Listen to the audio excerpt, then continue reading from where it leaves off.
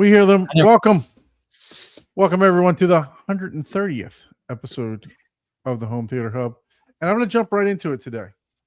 If you'd like to be a guest on the show, please shoot us an email to hometheaterhublive@gmail.com. And all that great YouTube stuff, like, share, subscribe for that algorithm. Ring that bell. Yes. Ring that bell. Ring that bell. And then Arch, lift that bell. And then if you'd like Abe to design a theater for you. Oh my God, early. Thank you. Bright and early. Because I always wait to the end. I'm blushing. All right. I always wait to the end to do this stuff. But why we do need some guests. Why does it feel like it's going to be a long show today? Don is in the zone. No, Don is tired today. Don has worked about 70 hours already this week. So I'm dragging through this one. Okay, go on with the Abe stuff. Don't let me surprise. I am dragging through this one. I promise you that. Been a great show. Bye. Oh. But I did have some fun this week. Mr. Bill Murphy came over. He was supposed to join us today. He came over, and those of you that were in the chat, in the Home Theater Hub chat, he dropped off the Mag Theatron 21-inch ported subwoofer. So I didn't get to play with it, but we did mess around with it a little bit when he was here on Saturday. So we watched a couple demos, hooked it up. We also experienced the Arvolution in 8K. Oh my goodness! And I'm going to tell you what. Just give you a little teaser. It was good. It's legit. It was good. Was it legit to quit? And I ran it straight through to the JVC with only the JVC's processor in filmmaker mode.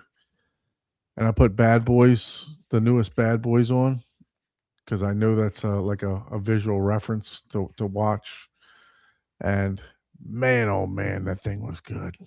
With no Lumigen, with no Mad VR processing, just the Arvolution upscaling, and then hitting filmmaker mode on the NZ800, and man, it was good. It was really good. Box, huh? Yeah, no, it's got me to the point to where I'm thinking about watching all my movies through the Arvolution instead of the Kaleidoscape. Uh-oh. That's dangerous territory. Man, those fighting words right told there. You guys boy. that it was going to be a long show. Man. Come on. Wow. I'm telling you. I'm going to cut that piece off, and I'm going to have it loop in on the channel for the next 6 weeks. I'm telling you guys. That's just... If you got the 8K player, does yours upscale to 8K, your JVC? Yes, sir. The NC7 upscales too. You need to try it. I promise you. You're a video guy more than an audio guy. Yeah, and I'm pretty sure I probably already set it up, but we can talk later to see what the setup is. Okay. It's all that and a bag of chips is what you're saying. No, at least for the one movie that we tried out, but because I only had the one hard drive hooked up, I still got to get my NAS hooked up. It's inspired me to do that this weekend. I think, Paul, hopefully you're not camping somewhere because I'll probably be calling you. Ooh, you're lucky. I might not be this weekend, but I will be working on my air conditioner. Oh, that's not good. Yeah, got an in-room air conditioner right here. Like a split. Yeah, luckily it actually cooled off today. It was like 89, and then it is hot. Man. Got back down to like 84. So it's not horrible. But I came upstairs this morning at 7:30, and it was already 76 degrees. I'm surprised you're not at Jessica's house doing the podcast. Yeah.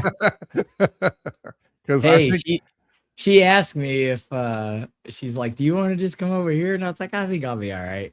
And the basement stays it stays like 72 down in my basement. So yeah, probably I got a couch down there, so probably just sleep down there. 6:30 here and 105. Yeah, I'm degrees. surprised. I'm surprised you're not remotely set up from a hotel room or from or from her house Starbucks. at It'd least. be like, or I could start live streaming from a bar You could, yeah. if I have I mean, I got good enough noise cancellation, Mm. so for sure. that would be pretty fun. Well, I know I jumped right into my week, but Paul, how was your week, sir? Well, besides air conditioner breaking, and my So what do printer you not think it is? working, and Just capacitor? yeah, Probably.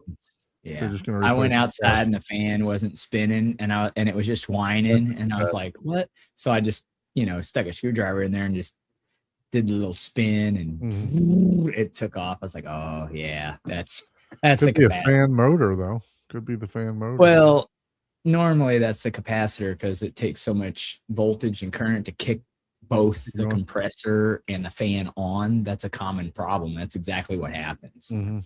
The capacitor. Yeah, I have to replace that capacitor like every 2 years at my. For Yeah, my it's a very yeah. I have. That's I what have a someone capacitor. said. Order another one, and this has been that- there for like 10 plus years. I was like, yeah. As soon as I get this one, I probably will order another one. Well, I live in Florida also. My AC runs like 300. Yeah, that's probably that's probably why. Yeah. But Yeah. I'm like, yep, as soon as I get it, I'll probably order another one just to have it on hand. I recently had, because I try to keep my AC maintained, but I recently had where the AC was just not cooling and it was just staying all the time. I'm like, oh, what's going on? Figuring, okay, the coils froze up there. I get up in there and find out the zip ties that the plenum, the flexible duct mounts onto the distribution box, it had dry rotted over the time of being in the attic and the heat. It popped the zip tie and the ductwork basically slid off the thing. Yeah. Oh, wow. So it's trying to cool the So all I had to do was slide it back on, put a new zip tie. So I figured while I was there, I changed all the zip ties, secured everything, secured any leaks, working like a charm now. So sometimes it's a simple. Yep. Pretty much. Yeah. No, I don't. I have a guy that takes care of my air conditioner too. So Yeah, And he's pretty reasonable. We pay a company to come service it, Oh, and they do it during the summer and Yeah. the winter. Because man, the one time it went out of me, it was not a fun experience. no, So I was thinking that dude. We've had the air conditioner go out a couple times upstairs, and obviously, in the Florida heat, upstairs is hotter, right? So I've literally like thrown the mattress down the steps and slept downstairs. You know what I Heck mean? yeah. 'Cause it's we had to do that like twice, and we replaced the upstairs unit last year, and I'm waiting for the downstairs unit to go because we didn't replace the interior portion, but we replaced the exterior. But I'm waiting for the exterior one to go because I want to upgrade it. I have a 3-ton downstairs, and I want to move it up to a 3.5 ton.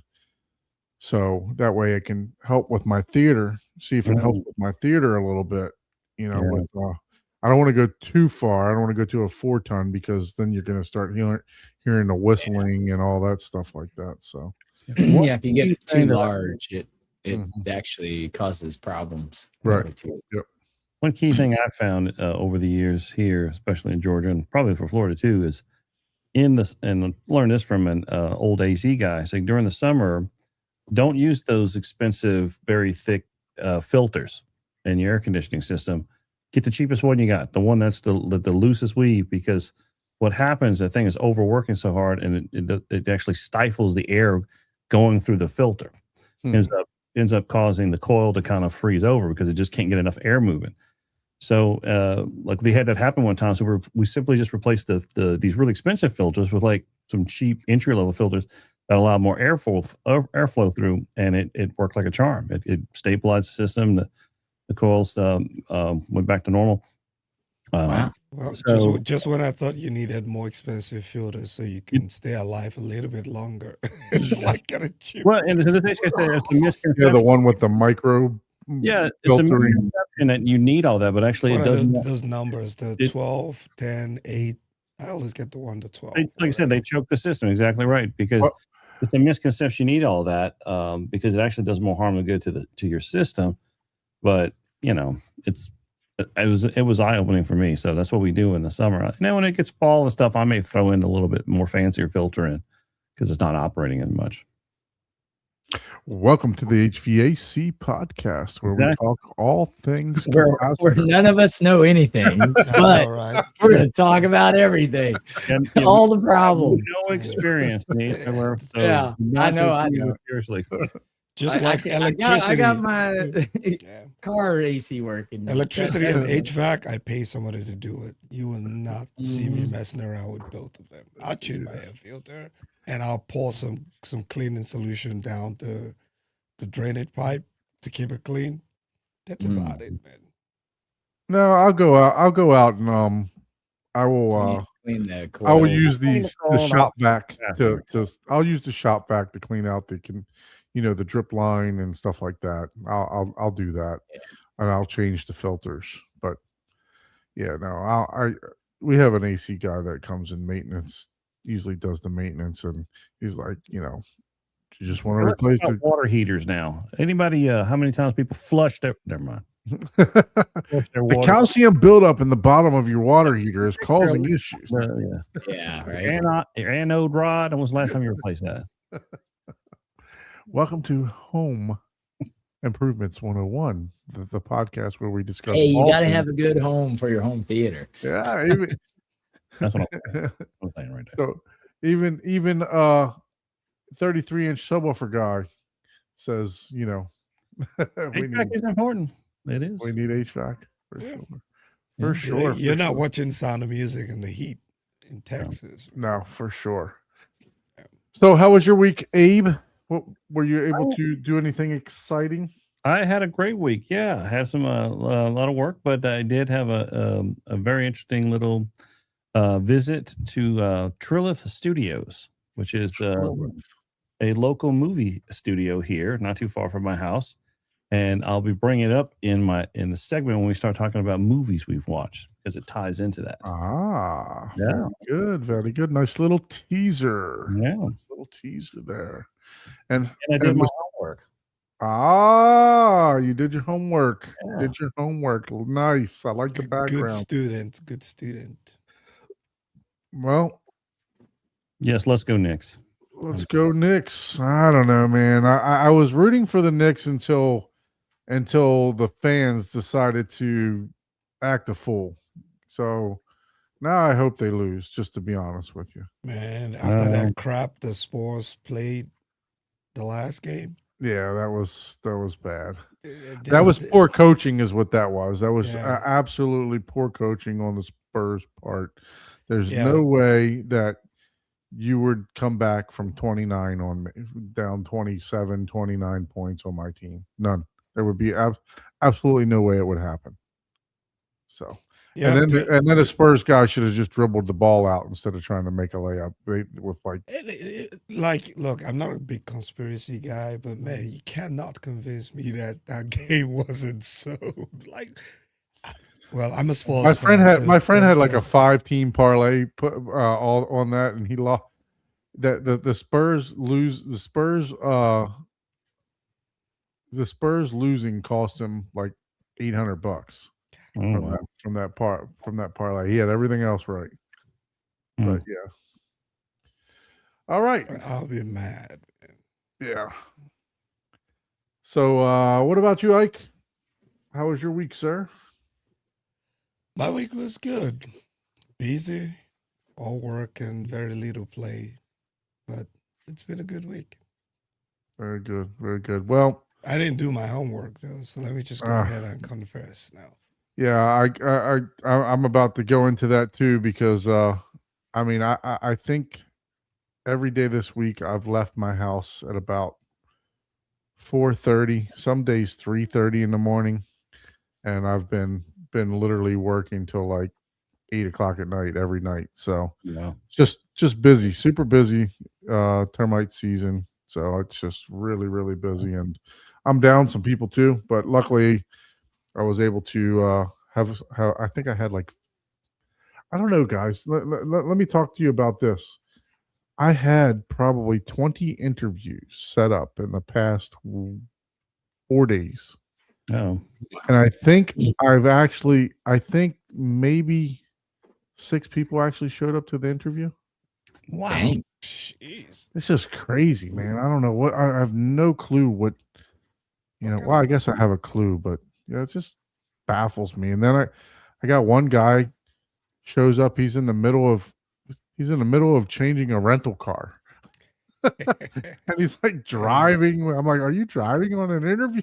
That's real life problems. Man. Yeah. So You gotta Yeah, be well- you gotta be flexible with stuff like that. you, You got my full attention. Hold on. yeah.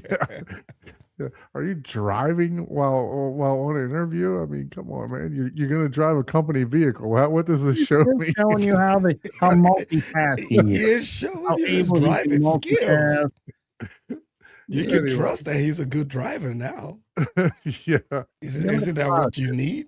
I literally called him out too. I was like, dude, are you driving on an interview? He said, I'm sorry, I had to drop off. I said, okay, I'm sorry. This interview's over. Ah, man. I'll be like that. I'm just joking. I don't care. Yeah, that's pretty wild.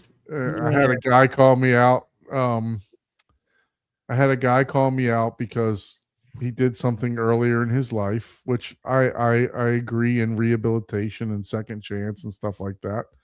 But hey, you know what?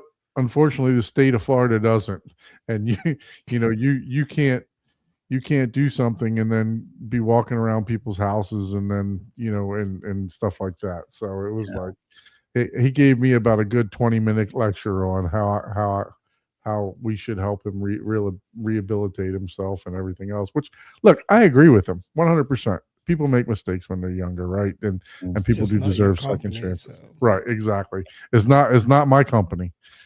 Right. So anyway, that was my week. So you now hear what I've been Yeah, doing. that's a lot. That's a lot.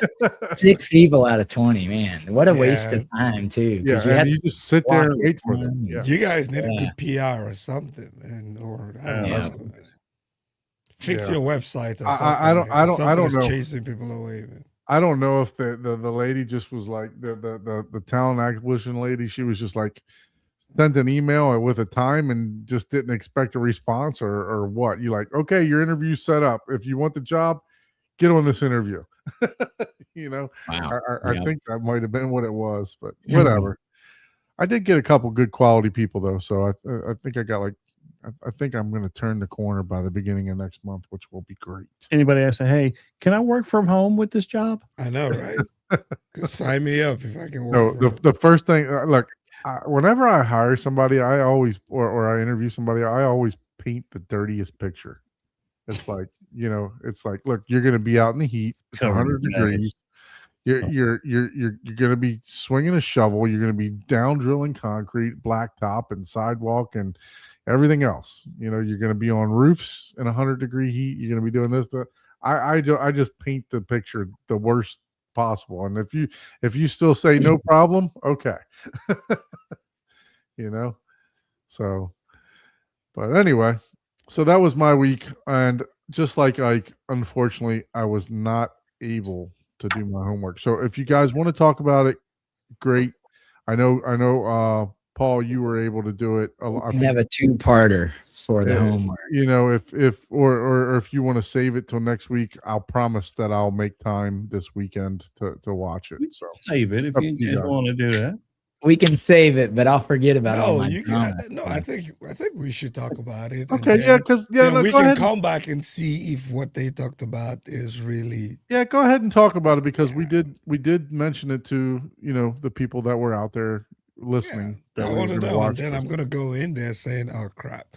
I'm like, "Nah, it's really not that bad." Or I'm like, "Oh, it's even worse." Shoot, I forgot I watched it until Ah. probably 5 minutes before the show. I was like, what did I watch this week?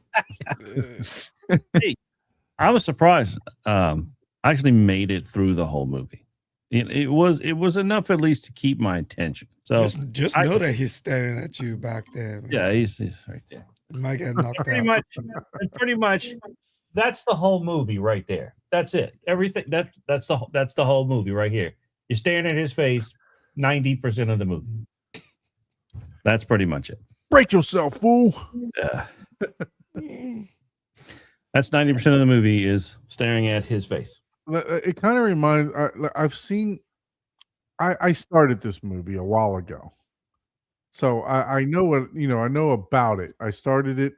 I think I watched like 15 minutes of it and fell asleep. But that was when it first came out, and so it was quite some time ago. But it reminds me of those. There's a couple horror films that you basically you're looking at people's online conversation the whole entire time. It's like bloop, bloop. You're just reading their conversations and stuff like that. So Big advertisement for Amazon and Microsoft, it looked like. Oh, that's definitely what I've got some favorites from that, but who should go first? Paul, you want to go first? You want me to go? Go ahead, because okay, so you're gonna be more you're gonna be nicer than me, I bet. it's corny. It's on the surface, I kind of like the idea of it. It probably it sounded good in the pitch when they were pitching the movie. It sounded probably really good. Okay, he's this super tech wizard guy working at the NSA, and he's got access to this, and he does all that stuff. But and then all of a sudden this major event happens with the aliens invading, because it's based on the H.G. Wells probably rolling over in his grave having seen that movie. Loosely based. Yeah, very loosely. Oh yeah, very extremely loosely based. But it was cheese. The acting from Ice Cube was just so sad, but it was sad in a kind of a funny way. So I actually kind of enjoyed it because it was just so cheesy. So actually, in the end, it was cheesy and it was stupid, but I don't know. I kind of liked it. And then there's just some corny things, like he's able to like hone in on everything in the city, and like he's trying to get a drone somewhere, then the drone gets knocked out of the sky and it falls on the floor, and he can see in the camera while it's in the street a homeless guy in the distance. So he's able to like figure out the homeless guy's cell phone number, and he calls the cell phone number of the homeless guy, said, "Hey, run out into the street and turn over the drone so it can take off again." And then the homeless guy's like, "No, man, I'm not going out there, man. It's this crazy. They got all these monsters and these aliens and stuff." He goes, "I'll give you free internet for a year." He goes, "That's not worth it. I'll give you $1,000 Amazon gift card." All right. Yeah. Oh my God. Talk about. And he goes out to do the work. I'm like, oh yeah, okay. So I was like, that was just like, but I lost it. Abe is about to tell us the whole story. Don't tell us the whole story. Just Dude, spoiler alert. I can tell you right now, that was the dude, whole story. that had Amazon, Facebook, and Tesla. Yeah. Those were the three sponsors. The three spots. Dude, it was maybe Microsoft Teams. Maybe Microsoft Teams maybe had donated a little bit to it because they did a lot of team shots. Well, the sound, yeah. So, but it was cheese. But I kind of like cheese. But let me tell you, this is so much better than that. Was that other crappy movie we watched last week? The pirate movie. Yeah, Curse of the Tides. This is much better than the pirate movie. It got worse. It actually got worse reviews though. Yeah, it's crazy, but like I said, I actually made it through. But like I said, I still thought it was cheesy, but I actually made it through. The Curse one just horrible, man. Man, it was. You mean the silent, not so silent film? Abe is traumatized by that movie. Man. There was no dialogue. I'm still like haunted by that movie. The Curse. Oh yeah, dude. Yeah, that was it. Sponsored by Tesla and Amazon, according to Jessica. Man. Yeah, for sure. It was ridiculous. I mean, it was there. There was a lot of. I don't mind taking liberties. I'm okay with that. but there's certain things that are just like, what the F, because this movie is like a nostalgic, storyline. So you just raping it.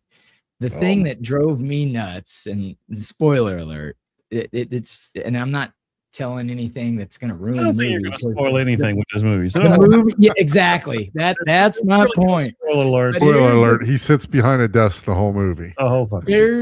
Here's the fucking thing that drove me nuts. Okay. The data started disappearing, right? So data started sucking out of things, right?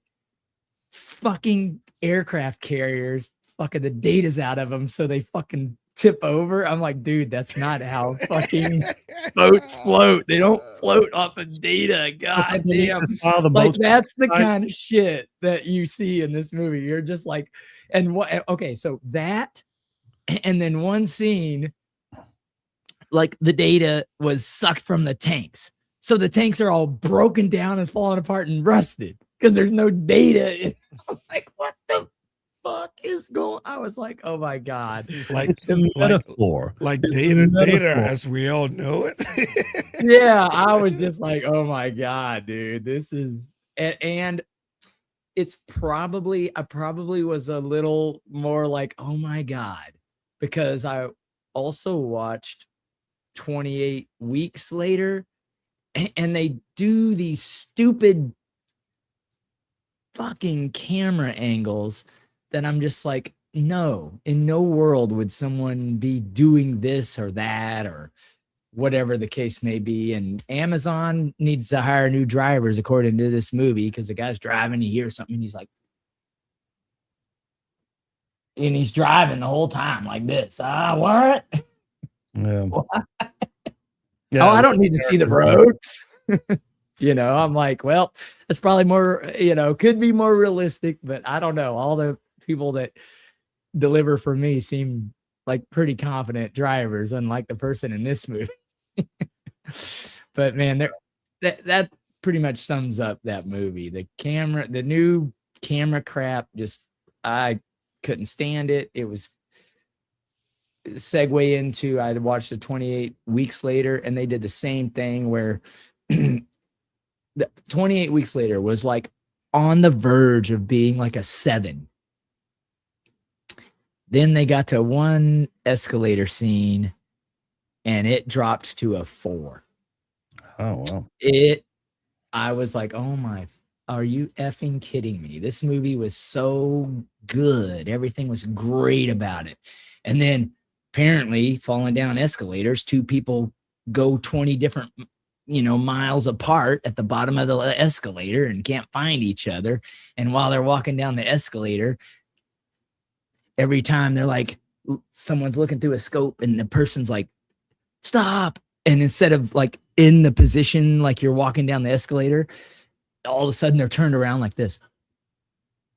Every time I'm like, come on. I mean, it was that the 28 Weeks Later was as if, oh, budget. Hey, we got to wrap this movie up by the end of the day. It's like, dude, we got 2 more years of fucking filming to do. Wrap it up. I was like, oh my God. The movie was made in 28 weeks, basically. Yeah. It was wrapped up in that. I mean, it was so good at the beginning too. So if you can get past some of that, or if you don't notice it, you probably really like it. But man, toward the ending, I was just like, oh my God, are you serious? Like, this movie was really good, and then it just got super unrealistic, super stupid. You got a trained military personnel. Of course, they're, like a, they do biology or whatever. They're a scientist, but they're trained. They're in the military carrying a rifle, and someone appears in their scope and they don't have the whereabouts to fire. They see like the bad thing in their scope. I'm like, come on, get the fuck out of here. Like, that's maybe they're preserving the bullets. Yeah. It's like, that's the one thing they know how to do off a reflex. And all of a sudden it's just like, oh, what? Yeah, I don't know. I zombie movies. I think I explained this to me the last time. I just Yeah, but I just other than can't, that, like I so. said, man, we're talking like 80% through this movie. I was like, dude, this is a really good. This one's really Well, good. Ice Cube's acting was kind of zombie like. So I mean, Ah, yeah, yeah. so I mean, there's a kind of a tie-in between the two. There you go. Mhm. Yeah, that's yeah, that was. Oh. I don't have much else to say about War of the Worlds. That was just, yeah, it was War of the just, Worlds. It was cheese, and it was yeah, it was cheese beyond cheese. If you watch it as a zombiever movie, like a C movie, you probably have a lot more fun watching that movie. yeah. Like I said, I like cheesy movies, but I like cheesy movies that can make me laugh from time to time because it's just so stupid. And this was Yeah. one of them. This was one of them. So I was able to keep my attention even though it was cheese. So I I give it that. So yeah, I'm not going to beat it down too much, but yeah, it wasn't painful. It wasn't like the other one. Yeah. Shelley, Yeah. I'm trying Yeah, to there was erase it just from my memory. some of the silly stuff. Yeah. Mm. It was definitely you could be playing on your cell phone while you're watching that movie. Yeah. And I don't think you'd miss anything. That's not. So, were you able to watch anything else? Hopefully. You, Mr. Abe? Paul? Oh, Either one of you guys. I mentioned my two. The 28 weeks later, again, they kind of tied together because they used this kind of some of the same camera angle crap that I just hated. But yeah, other than that, no, that was the only two I got. But what about you, Abe? What else did you watch? I am going to take off the screen, and my next video is going to involve a video. Next movie selection is going to involve a video I made. So I am going to Showing off. show and Damn. tell here. Share screen. Share screen. Share screen. This one. Share. Okay. So I'm going to press play on this as soon as it goes, and you can go to full screen. So I went to the Trilith Studio, which is here in Peachtree City, or right past Peachtree City. There's a Trilith Studio, and they have a theater not too far from right across the street from the studio. And they had a deal. They had special invite only to a group of guests. We could go see this movie and then go right across the street and actually see where it was filmed. So we could see all the set and everything, which was a pretty unique experience to go watch a movie and then go right across the street and see where it was filmed. So I thought it was a great opportunity. I said, well, I'm going to do a little bit of recording where they allowed us to record because we couldn't record everywhere. But we went on to the set of Trilith Studio and we saw where all the Marvel movies were made and a whole bunch of stuff. So it was a really good tour. So I highly recommend if you're ever in the Peachtree, Georgia area, go to Trilith Studios and check out their whole facility there. And they have a town called Trilith Town. There's a lot of places to eat and see, and a pretty cool movie theater. Well, interesting movie theater. So I saw The Breadwinner with Nate Bargatze, or however pronounce his last name. Very, very funny stand-up comedian. So this is his first movie, and I'm going to hit play on this here. What video go? So in the Trilith Studio, I thought this was kind of interesting. I took some pictures of the inside of the theater room. The interesting thing about this room is that they have two main theaters downstairs, but a whole bunch of smaller little theaters upstairs. So this theater was only three rows. Like a screening room almost. Yeah, like a screening room. Although, of course, I had to pick apart all the mistakes they made in the theater. And so I have this picture, which I thought was hilarious. The screen is off-centered. It's right up against the edge of the wall. So they have this black area here that's about 3 feet. So the designer, who doesn't know what the hell they're doing, just said, hey, he's going to, because there's an aisle right here, he's going to put the screen with the midpoint of the seating, which is a faux pas. You never do that. You always put the screen with the midpoint of the room. You just forget that these seats against the wall are even there. So this was a major, like, what the hell were they thinking? So I thought that was kind of funny. So I had to bash him for this. And this is one of the first days I've gone in where they actually were using an LED screen. So it wasn't a projector. So the speakers were above and the subs were below. Had decent bass response, but I definitely did not like the LCRs above the screen at So all. it was a video wall then. Video wall. Yeah. Oh, That was nice. a pretty nice video wall. It's a pretty nice one. And it looked good. But I'm still, if I'm going to a movie, I want an old theater projector, you know, but it actually wasn't that bad. But I just thought it was hilarious that whoever made that decision and put the screen right up against the wall to sit in with the seats instead of the room was a bad idea. So we watched the movie, and then the cool thing is we got to go across the street when we were watching the movie to see the set. No, The actual movie. That's cool. Yeah. So what was kind of cool, this is the house that they built on in a soundstage. But what I thought was cool about it, the whole neighborhood is just a gigantic printed backdrop. No LED wall, no fancy CGI. So when you see the movie, if anybody goes see it, that's all it is. It's just a printed backdrop. That's crazy. For the whole day. So when you in the theater and when you're watching the movie, it looks like a real neighborhood that they're looking down the street. But that's it. So this is the front of the house in the movie. And that's our tour person who we went there. So this is honest. So this whole house is in a sound stage. So then we got to go inside. And what's kind of cool is, you know, having just seen this movie, you can see like they have a picture frame with like the family right there on the end table when you walk in. There's the kitchen. And I'll share some cool stuff they were talking to us about that I thought was really cool is you see these ceiling tiles.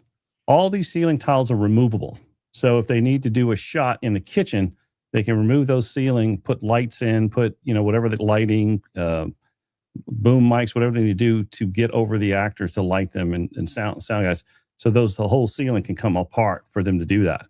And then they just lay back down when it's not needed for that, which I thought was kind of neat.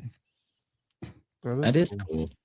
Yeah. So That's this really is the living room. So when you see in the movie, that's the living room with a lot of the scenes took place. And this is the backyard. And this horse becomes a very interesting character in the movie.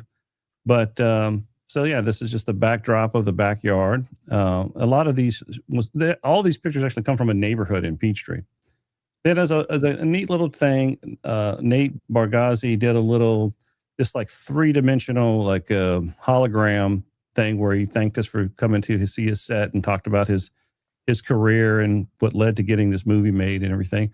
So it was pretty cool to have that happen. So it was just a neat experience to see a movie and then go right across the street and see where it was filmed. The movie itself was okay. I give it a 7. It's Okay. kind of corny, but you know, given everything we got to do that day, it was pretty badass. So That definitely heightens the experience for sure. yeah, so Oh, I'll yeah. definitely so Trilla Studios just started doing this. So I'll definitely keep you guys aware in case there's a really, you know, crazy movie coming up that's really awesome and that they're going to do a movie tour combo. And we paid $40 to go see the movie and then go across the street and do a studio tour. That's Dang. pretty good. That's pretty awesome. Yes, budget friendly. Yeah, budget friendly. Definitely budget friendly. So definitely encourage people to check it out. And I'll keep people posted if I see anything else. But this is one of the first ones that they did. I like that, but it was an awesome experience. And the Trailer Studio is just cool. I'm always happy when I'm on a movie studio. So those are really cool. So That's pretty cool, man. Yeah, Glad to hear you had a good time. That's something that I would love to do. That would, you know, if they had something like that down here. yeah, well, you know, Georgia's not too far away. We've got probably 10 studios just in Georgia, in Atlanta, and surrounding areas. Trilla is probably the most interesting because they are interactive. They definitely do things like this and give back to the community and have things that they invite people to. So That is pretty cool. That's it. Just wanted to share that little bit with everybody. That is awesome. That was really cool. I really enjoyed that myself. So Van Gool says he was able to watch Godzilla and Jaws that he got from the Groove sale. Okay. Oh, nice. Very Yeah, good. I forget about Groove. I need to shop there more. You know what? I speaking of Godzilla, I have yet to watch Godzilla -1 in my theater. I haven't done that either. I need to watch that. I have to put that on my list to watch because it's just on disc, so I keep forgetting about it. Is that the one with Millie Bobby Brown in it? She in that one? Godzilla -1? There's No. one from I thought last she was year. in one of these Godzilla movies. Yeah. This No. is the one from last year. 2 years ago now. Oh, 2 years now. Damn, Yeah. 2 years already. Yeah, just Man, about. I had Yep. to order that thing straight from Japan. I ordered it man. from I Japan paid- too. Yep. I Ah, paid some real good bucks for It that is stuff, it man. is supposed to be top tier reference start It to is. finish. It is top tier reference. It is Ah. actually, Top I just tier got a little reference. bit jealous when they finally released it for US viewers. Like, I could have Ah. just waited. Yeah. But So Chris says he watched Top Gun Maverick and Midway on physical media. Oh, Midway is the Ooh. thing, man. Midway is a great movie. Boy, I don't think I've seen Midway. Midway is pretty good. You probably Better saw a start demo. finding you and Don for some of the movies you haven't watched, man. I Better start finding you guys, man. Like $1 or something. no, I've seen both of these movies, Top Gun Maverick and Midway. I've seen Top Gun Maverick, but Midway, I didn't. I just don't watch stuff like Frankenstein and Sound of Mhm. Music and stuff like that. I love those old movies. I probably watch more of those than the new movies. See, I don't know. You're just a hater. Don's a hater. So when are we gonna get Jessica's section set up here, so we can have her come in and review some movies? Let me show you guys what I've been up to. For sure. While for Jessica sure. tries to make up her mind and joining us on the show. But I've been trying to go back to some of my kung fu movies Uh-oh. and The man. Man from martial nowhere. arts and oh, heck yeah! He comes from somewhere, but he's the Yep. man from I nowhere. just picked this up. Obviously, this is a classic that everybody That's a good one. knows. There you go. I haven't seen this, This this version of my Hidden theater. Crouch, So Hidden Tiger. Crouching Tiger, Hidden Dragon. Dragon. That's a good one. Yeah. And this is another really good one. A lot of people rave. Cronin. Oh, that was Keanu Reeves, right? Yeah, Whoa. Yeah. it's another one a lot of people have been raving for. So I picked these up. So hopefully I'll be able to get to them this weekend. And then let me show you guys what my new Uh-oh. session took me into. Let's see if I can share Oh, the screen. oh. And I don't know how large it's Wow. going to be, but Is that your home? this is what I've been playing. I don't know how That's his clear- rabbit hole. You're Oh, my hired. God. I don't know how clear you guys can see this, but man, You're hired. This is what I've been doing with Home Assistant. That's Yeah. I went to bed. I went to How do I bed. turn on these lights? I went to bed like 3 a.m. last night because I broke all of this. After getting to this point, you know how you just decide, oh, I can push it, and everything just goes red. But depending on how clear this is, I can just kind of walk you guys through it. But it's just set up in such a way that it connects to everything that I have. Like the master sheet, that's everything. That's the whole kit and Yes, caboodle. you can push a button and you can see my Texas weather. I can control the thermostat from it. I can set automation that the thermostat runs on. I even have a section that shows like the SPL. Mm. I finally was able to connect the Lumigen. I had to get an RS RS-232 Yeah, you need that to connect that to the Control 4 also. You need Yeah, that there's for anything from Lumen There's this Jenkins. connector that has to Donate. come with an Ethernet port, so you basically connect it to your network. And so I spent almost 3 hours Wow. this evening just trying to figure that out. Finally was able to connect to it, but look, it is so amazing. Look, Like, I'm going to with- be busy this weekend. Paul helping me Man. with my NAS and you helping me with Home Assistant. It I'm is. busy. It is so amazing what you can do. Can't you put Home Assistant on a QNAP? You can if you want to, but I have the Home Assistant Green, Oh, gotcha. which is the dedicated hardware for it. and it I just was like, and then I have a screen, a touch screen that I ordered that is just gonna sit on the wall, and you can literally push a button for every one of this action, and then there's the whole man. I wish I could show you guys. Even I even have like a welcome and video What do that you- plays. Is this is this one I just on took a computer screenshot. that you have? Oh, because it's a screenshot. This is I was a going to say screenshot you have because a. Control page, just like everything, right? Yeah, this You is my control page, I- but I took a screenshot because my IP and a whole bunch of other things I didn't want to show. Right. It's still Did you- raw edit. Like, is all of this run off that little green thing? That little, Yes. the whole. Oh, automation is run off of it that. connects to just about everything. Wow. those Raspberry even Pis are almost- powerful now.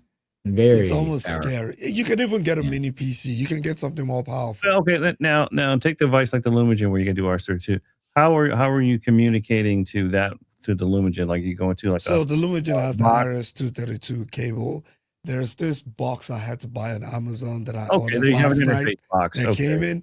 It's an RS-32 to Ethernet IP. converter, Okay. IP converter. So Yeah, I okay. plugged in an Ethernet cable to it, then RS-32 to the Lumagen, Oh, okay. Yeah. So you did. and then basically it just shows up on my AT&T network router or whatever, and then I downloaded some. So if something's um, RS-232, That's one thing that Lumagen definitely needs to IR. make an improvement on is the. Oh, I have been telling that dude that for probably a decade. Yeah. So I built it. I even like, when I go in and I turn on, I just push watch movie or maybe Apple TV. The Revolution is what I'm doing this for, but Cool. I have like an intro Is it video fairly that's just gonna responsive? play Quick. an intro video that's gonna play like an outro. Thank you for coming. Like it's amazing what you So can where do do you with got this. that? Where do you get that? You got that video stored on your NAS? Yes, the video start on the NAS and then it You could just set that up. calls. You could set that same thing up with the Revolution too, like through the Revolution. Yeah, you can do it through all of that, but Mhm. there's no need putting it outside of this environment, right? It's just plugged in there, and then it's amazing what you can do with AI and just asking questions and designing all of this. And it works. That's the irony. Is like you can test it. You can start a movie, and the intro tells you, "Oh, welcome to the Easy HD Tech, theater experience." It gives you a countdown. The movie starts playing. Even for the demo track, I was able to create like a playlist and put in the movies that I want. And it is, dude, So when you I can talk make a about, script.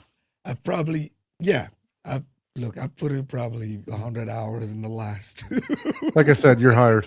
week just to do this. And man, so I didn't even bother watching movies because look, my theater is like my rack and everything is just because I was moving cables around and everything. So, but yeah, this is people who are into Home Assistant know how amazing that Yeah. thing is, and the people who have been doing this for years.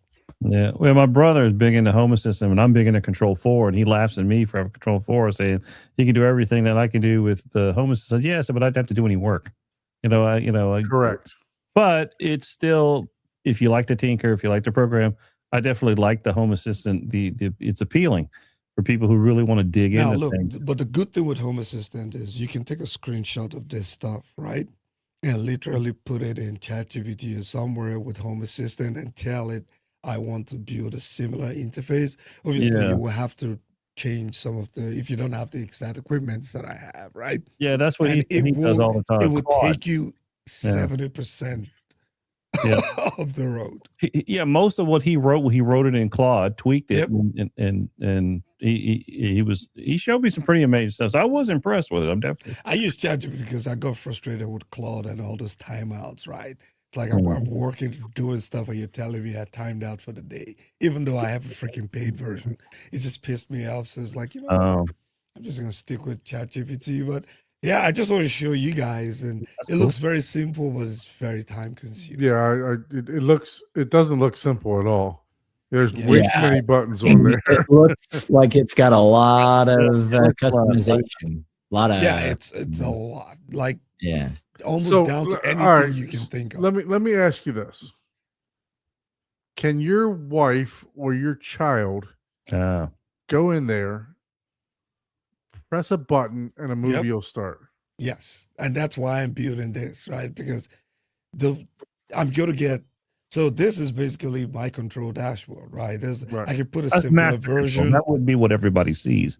No, you can make this what everybody sees, right? So, But you would But- want to. Right, but then again, I would just try to use my mouse. But if you look, you have Apple TV, Revolution, Shield, the Oppo Blu-ray. I have a screen coming in. I just put it connected. It's going to be on the screen.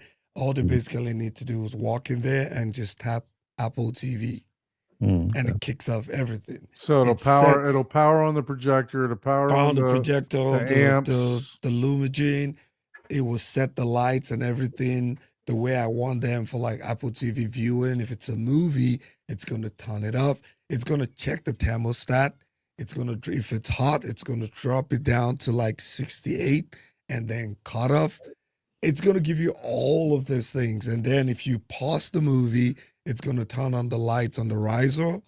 It's going to turn on the 2 back pillar lights in a very low light blue so that you can see. And then it's going to play an intermission video for you. Just says, stretch, relax, go grab a popcorn, refill Go take a piss. on the screen. Yep. And then when you come back and press play, all the lights Then go when it back comes back, down. did you wash your And it hands? continues. Did you wash your hands? Yeah, I should probably put that too for my kids and myself. You know, so Yeah, yeah, maybe all you of can. that, and that's the goal. The goal is to Popcorn bucket. have it touch screen, and then you're gonna see all the status, right? It's like down here, it's gonna tell you Apple TV is playing. You know, it's gonna see on this side. I even have an SPL meter.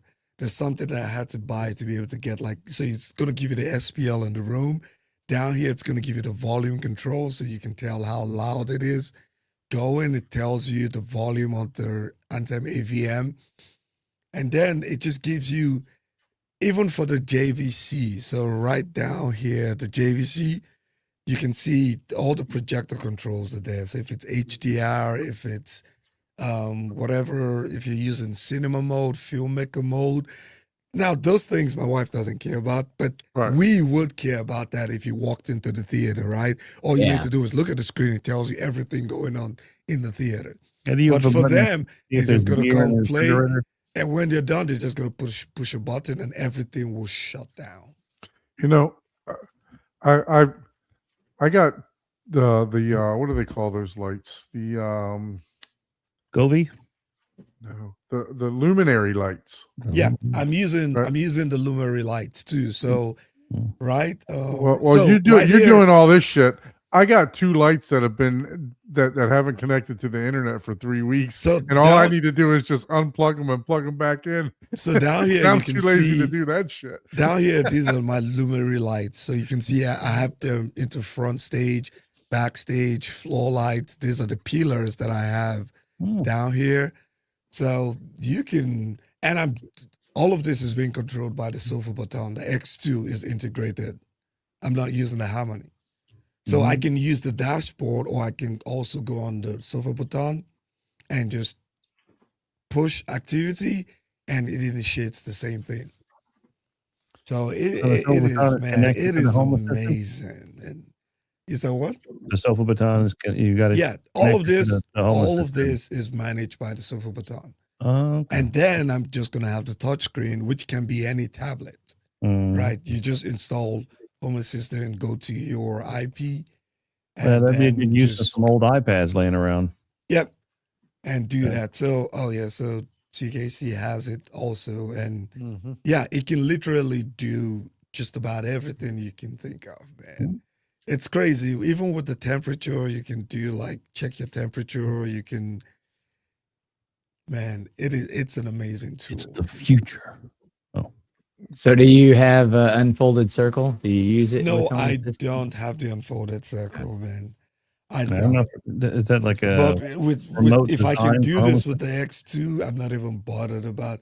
I really want to review the unfolded circle, and I try to order it too, but the wait list, people have been complaining they still haven't gotten it, so I'm not even bothered pushing for it. But the X2 surprises me because all of this, it can manage everything here, Mm.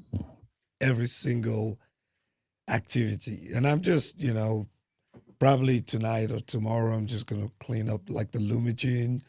You can set up, you can do all the aspect ratios and everything that, it's just, look, I can even, when the projector is warming up, it gives me a light right here that tells me projector warming up. All of it is color coded with the light. When the movie is about to start, this goes on. Man, it is crazy. You're loving it. Looks That's like too, that's, I'm that's loving too it. That's much the shit irony for of me. it, I just right? want to press play. Yeah, and that's it. That's it. All you do is you can put a tablet. I'm gonna put a tablet downstairs, put one on the stairs and one in the theater. So I can be downstairs, push a button, and get the theater ready for me just to climb upstairs. Yeah. So let me ask you this: with your DB meter, have you thought of having it like track, log it? That way it can do like an average of, the SPL, like your peak SPL during that movie. You know what? Hey, And you just give me an stuff like that. idea, and all I'm gonna do is ask Yeah, Here's yeah. what I my, got. my Homework. new girlfriend, I can do that. ChatGPT. Yeah, because that's Hey, what would hey, be what's up, babe? interesting. You think we can do if- this? And I Yeah, think that's the so- biggest thing, Ask right? Ike. It's you got to Yeah. be able to tell it. So it's almost Yeah, like yeah. I have to lead it in this direction, and that's something I had Yep. to learn to do. Right? Is Hmm. imagine it and then find the best way to get Word it to it, give word you your what answer. I want. Yeah. Mhm. Yeah. And to me, that's where the homework lies. It's like Yeah. you got to be able to tell it, yeah, can we do this? Like for the AC, right? It's like when it's off red, the color coding, when it's cooling, all of this, dude, it's amazing. Reminds me of a little bit like when you're a composer and you're in the programming. It's like, if this, then do Yeah, this. it's No, all if then else statements. That's Yeah. basically what this is, right? Is yeah. if Wow. I push Apple TV, I do this. then What else activity? do this. You Right. know, And you can and integrate you it look with through. external stuff. Shoot. Yeah.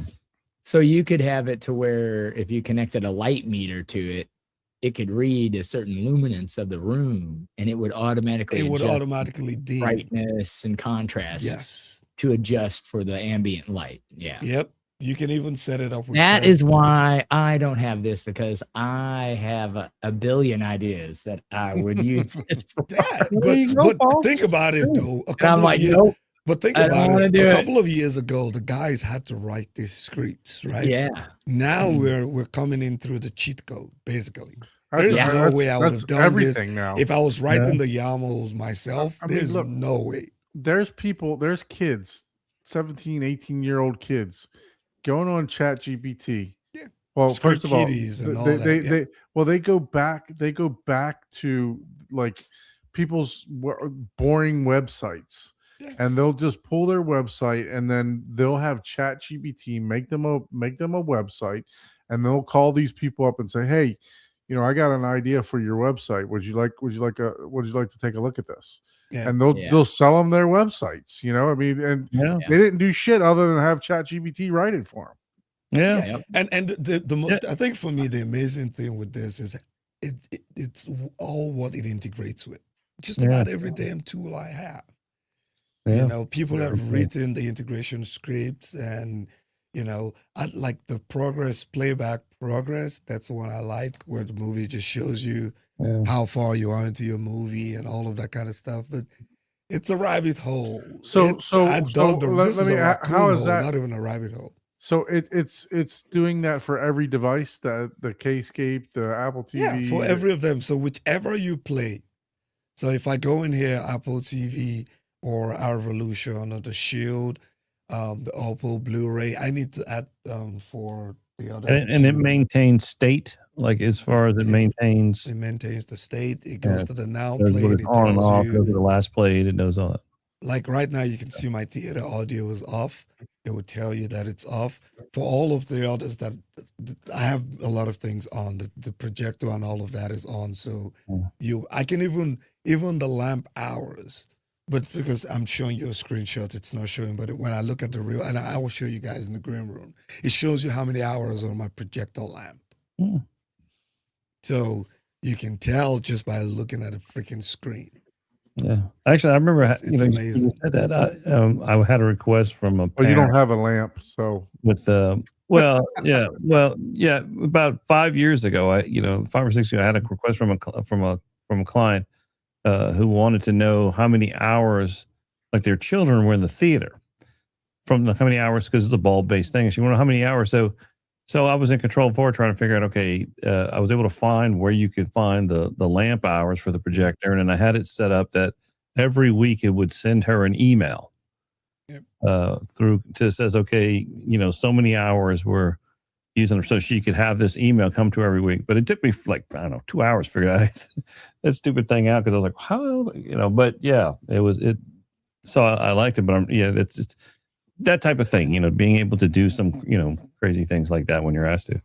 Yeah, it's amazing. Yeah. I spent countless hours, man, just working this stuff, and I got plenty of hours to go. At some point, I just got to stop and just like, okay, It looks like fun. Definitely. create. I've created 4 different versions. That's how crazy it is. Like, okay, and then yesterday at about 11 o'clock, I broke the one I was working on, and I was up till 3 a.m.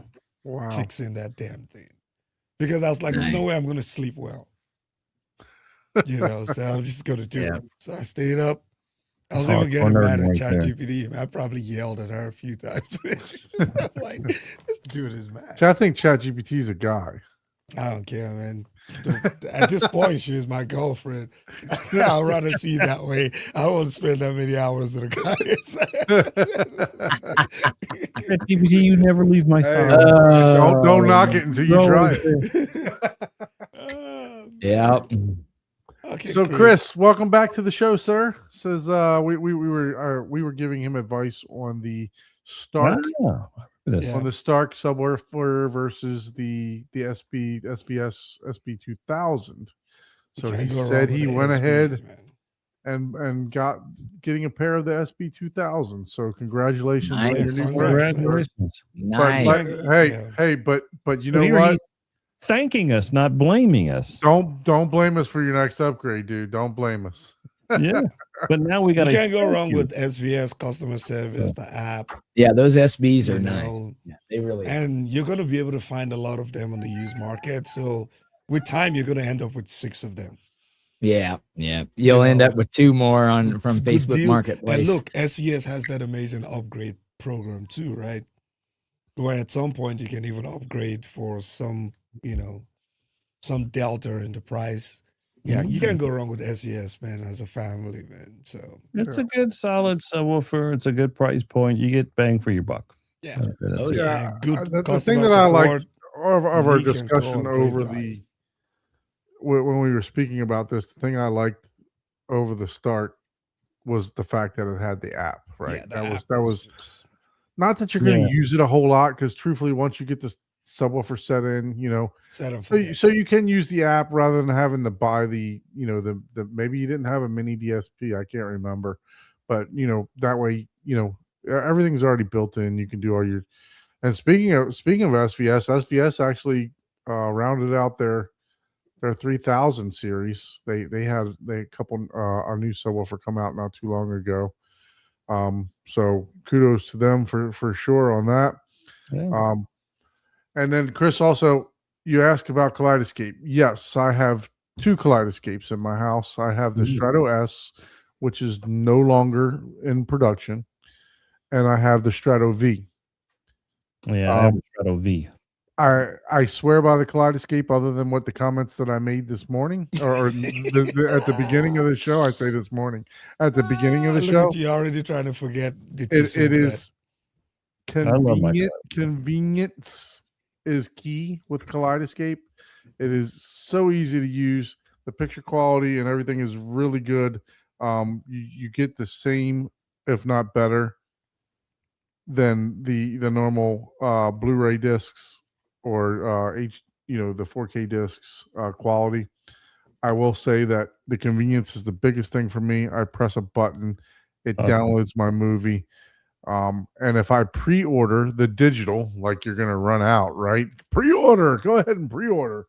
right? Yeah. It's never going to run out of the digital version, but if I pre-order it, it will download it for me, as soon as the movie's ready. I don't even have to press download. It's there, right? And the nice thing, I mean, sometimes the version you get, if they have contracts with certain studios, you get an amazing like studio copy of it, bit for bit, which is amazing, an amazing sound.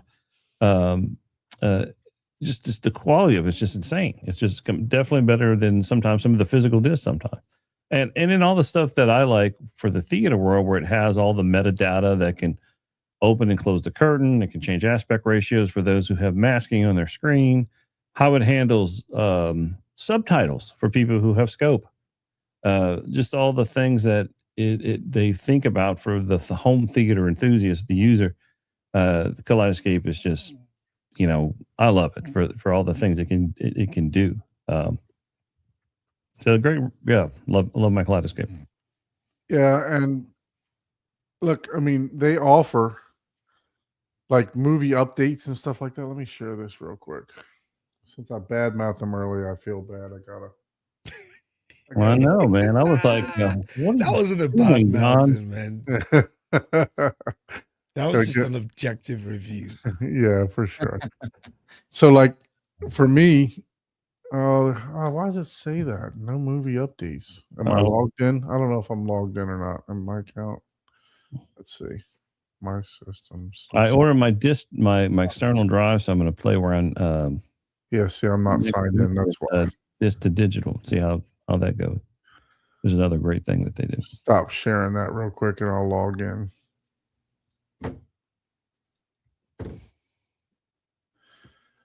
All right, let's see. Now let's see. Movie updates. There's still no matching titles. Let's see. Digital offers. Okay. All right. So actually, Scottio and myself and Abe were going through this in the green room last week. We wound up staying on for like 2 hours last week after the show. God, dude, that's why I'm like, no, I gotta go. But Yeah.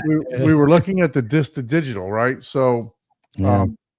this drive right here, the verbatim. Speaking of Scotty, I'm going to give him a plug because he sent me some new drives. Yeah, I ordered a drive for him. It should be here hopefully tomorrow.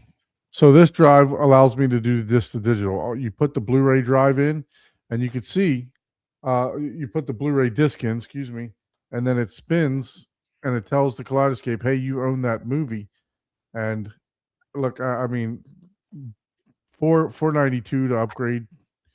Some of the movies you can see here still are holding their price, right? $21, $19 for Lord of the Rings. The 4K is $4 to upgrade from 4K. It depends on which one it is. Yeah, the Blu-ray should be free, right? I mean, Blu-ray is free. So if you have the Blu-ray quality 1080p is free. Right. Yep. So 4K is upgrade cost. Right, I believe so. Yep. Let me click on this and see. Like, can you watch that right now in HD? Purchase. Let me see this.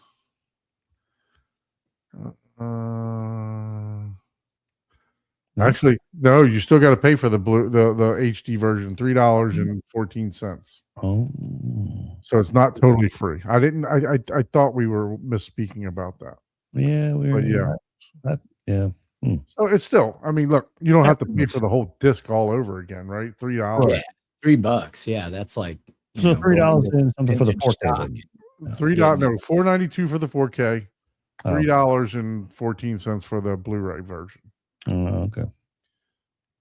So let's look at this one. Let's look at Abyss and see what it says. So if I want to purchase this, there is no HD version available on that one. So that just makes you get the 4K. Okay. But yeah, so but the other thing that I like, and I don't know why it's not showing this, but on the app, there shows me a bunch of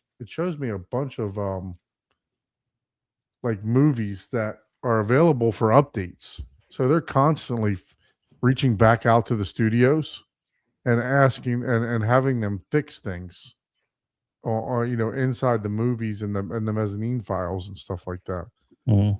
Or if they get a bet, yeah, if they For get a me, better man, copy or a better resolution. I don't even care much about some of those other details, man. It's just that interface, man. There's a feel in that interface. Oh, you when know I had what? it in for review, there's a feel in the Kaleidoscape interface just gives Well, you the where other you thing I just like, sit back and be like, yeah, that's premium quality, the right? other thing I know why now. I just remembered that I went in the other day and I clicked update all. There was about 20 movies on there for me. you already did it. So I already did it. So that's what it is. The other thing I really like is that they do a great job of curating every movie and giving you really good demo selections Mhm. ready to go. Which so that I really appreciate that they go through that because they know that's how people use the theater. So when you go into a movie, you can go into scenes and they've got some really queued up scenes ready to go for you that that are really good at showing off your theater. Yeah, for sure. For sure. Let's see something here. No, it just. Oh, I was trying to look for the scenes on one of the movies. There's still something also good. I still enjoy I enjoy my classic, but I also like buying movies, buying the physical disc Yeah, like I Ike, like you still- guys, and still going and putting it in my Sony Blu-ray player, and just I enjoy that sometimes. And that's still Hopefully, I- Felicia's not I'm watching, but look at all the movies that I bought. I can't even. All the movies I bought in the last week. Oh So, my God. Wow. Wow, you went crazy, Ike. Yeah, you got to put those down. You look like you look like my wife with her Amazon packages there. Like every freaking day, 2 or 3 packages into the house. Yeah. Dang, bro. So, There is something nostalgic. I I'm guess about to it's start old ripping school. them. There's some old school. Go into my to my media closet. Look, there's a little tiny closet near my rack. But looking at all my 4K Blu-ray, Blu-rays on the shelf, and what do I want to watch? There's something tangible about going there and looking. Oh, I'm going to watch this movie today. And just taking that disc and putting it and just watching that movie. Now you just have to set up your home assistant to just Dude, rip all the movies That's for you. I know, right? I wish. But now I have 2 rippers now because the one Scotty has sent to me. What's that? What model is that one? The LG Blu-ray. Yes. Now that sucker is loud. Yeah. Wow. So I got 2 of them from him. but Matter of it's fact, I need fast. to. It works really fast. But wow, it is loud. I got the compared to buffaloes the that other came one. with the case. I and they weren't free. I paid him for them. He did give me the verbatim, which I actually paid him a little bit for this too. So he gave me a price. That's the one I want, man. I'll pay for that one, man. So Yeah, I don't know But which they're one he's hard to sending me. find. He's sending me You helped him with the integration to the Kscape though on that I too. forgot which one I bought from. yeah, but yeah, no, Validated. I did buy 2 of them from him. You bought 2 verbatims? Yeah, no, not the verbatim. Golly. I bought the Somebody was about to break 2 into your buffaloes. house tonight, man. I And bought the just 2 take one. buffaloes. Just take Yeah, one. man. Actually, one of the It's like- buffaloes came. One of the buffaloes came 2 days ago, and I'm still waiting on the other one. I don't know why it didn't show up yet, but Yeah. Like, hey, I want to report a break-in. What did they take? Just one velvet. There was 2 of them sitting here, but the one is yeah. Hey, No, so it's like good. Chris in the chat was mentioning about sitting down and listening to vinyl and just reading the album cover. And I'm looking in the back there. I see some your Nat King Cole Yeah, album there. I'm doing Yeah, that. And I yeah, we bought just- this nice chair that just allows me to sit Yeah. lower and swivel. Yeah, we're getting old, man. Yeah, And that's just yeah. swivel and just sit down there and just listening. Put the vinyl on, sit back with the cover, read the back, read the liner notes. Just that's just something cool. I mean, it's old, but I guess if old people like it, And then But I just I use enjoy the that, Beta too. 5s and just It's sit there. nostalgia, man. I It's dim all the nostalgia. lights and just have the orange just- glow light there and just listen to music, man. yeah. There's just too something much that's going on cool. in the real world not to listen to violently and listen to it well. Yeah. Well, there you go. Buffalo 16X. Jeez. I think Scardio, that's one of the same ones I'm getting right there. I thought we were friends, man. Buffalo Tatanka. Tatanka Buffalo. Well, you have to ask that. Actually, the verbatim, I did believe ask. it or not, I did ask, and this is what I got. Not that I'm complaining. Come on, man. Don't do that to the I man. loved it though. This is those good. actually this is fast. read those way faster. read the discs better. Yeah, this is actually faster than Yeah, the one. the slim lines read. So if you have some that are hard to read, put them in the thin ones, and it'll work. Oh. I got Yeah, two. so now I'll have 3 man. drives again. I'm honestly, I'm probably only gonna I'm probably gonna just keep this verbatim as a backup because I Yeah, don't I and have and then that. and then the Okay. cool thing about it is Scottio was like, hey, do you want 2 with the same firmware or do you want one of each? Because if you have Yeah. difficulties ripping on one, Yeah, you I can want try the other both to firmware have on the the other same- one. I'm yeah. like, good, That's great a smart point, man. move. Yep. So I- I've done that excited to get before. mine. Yeah. Yeah, so I got 2 different firmwares. But yeah, no, shout out to Scottio. Thanks for sending those out. Yeah. Thank you. I did Gracias. did help out the other day. Like I said, I think we stayed on. We were on for about an hour and a half. Oh, yeah, after we were there the for a show. while talking about Oh, that. I went to bed, man. I left you guys. I learned Yeah. a lot too, and I mean, I was like, okay, I got to do this. So I bought one from Scotty. I got down the rabbit hole, and that was it, man. So I was tired last week too. So Hey, we're way past the rabbit hole. Now we're in raccoon territory, man. That's what I call it now, man. We're down the Now raccoon hole. Yeah, It stinks. It's dirty. It's dark in there. Man. Yeah. It's like We're trash panda right now. We're digging through the trash. we're digging through trash.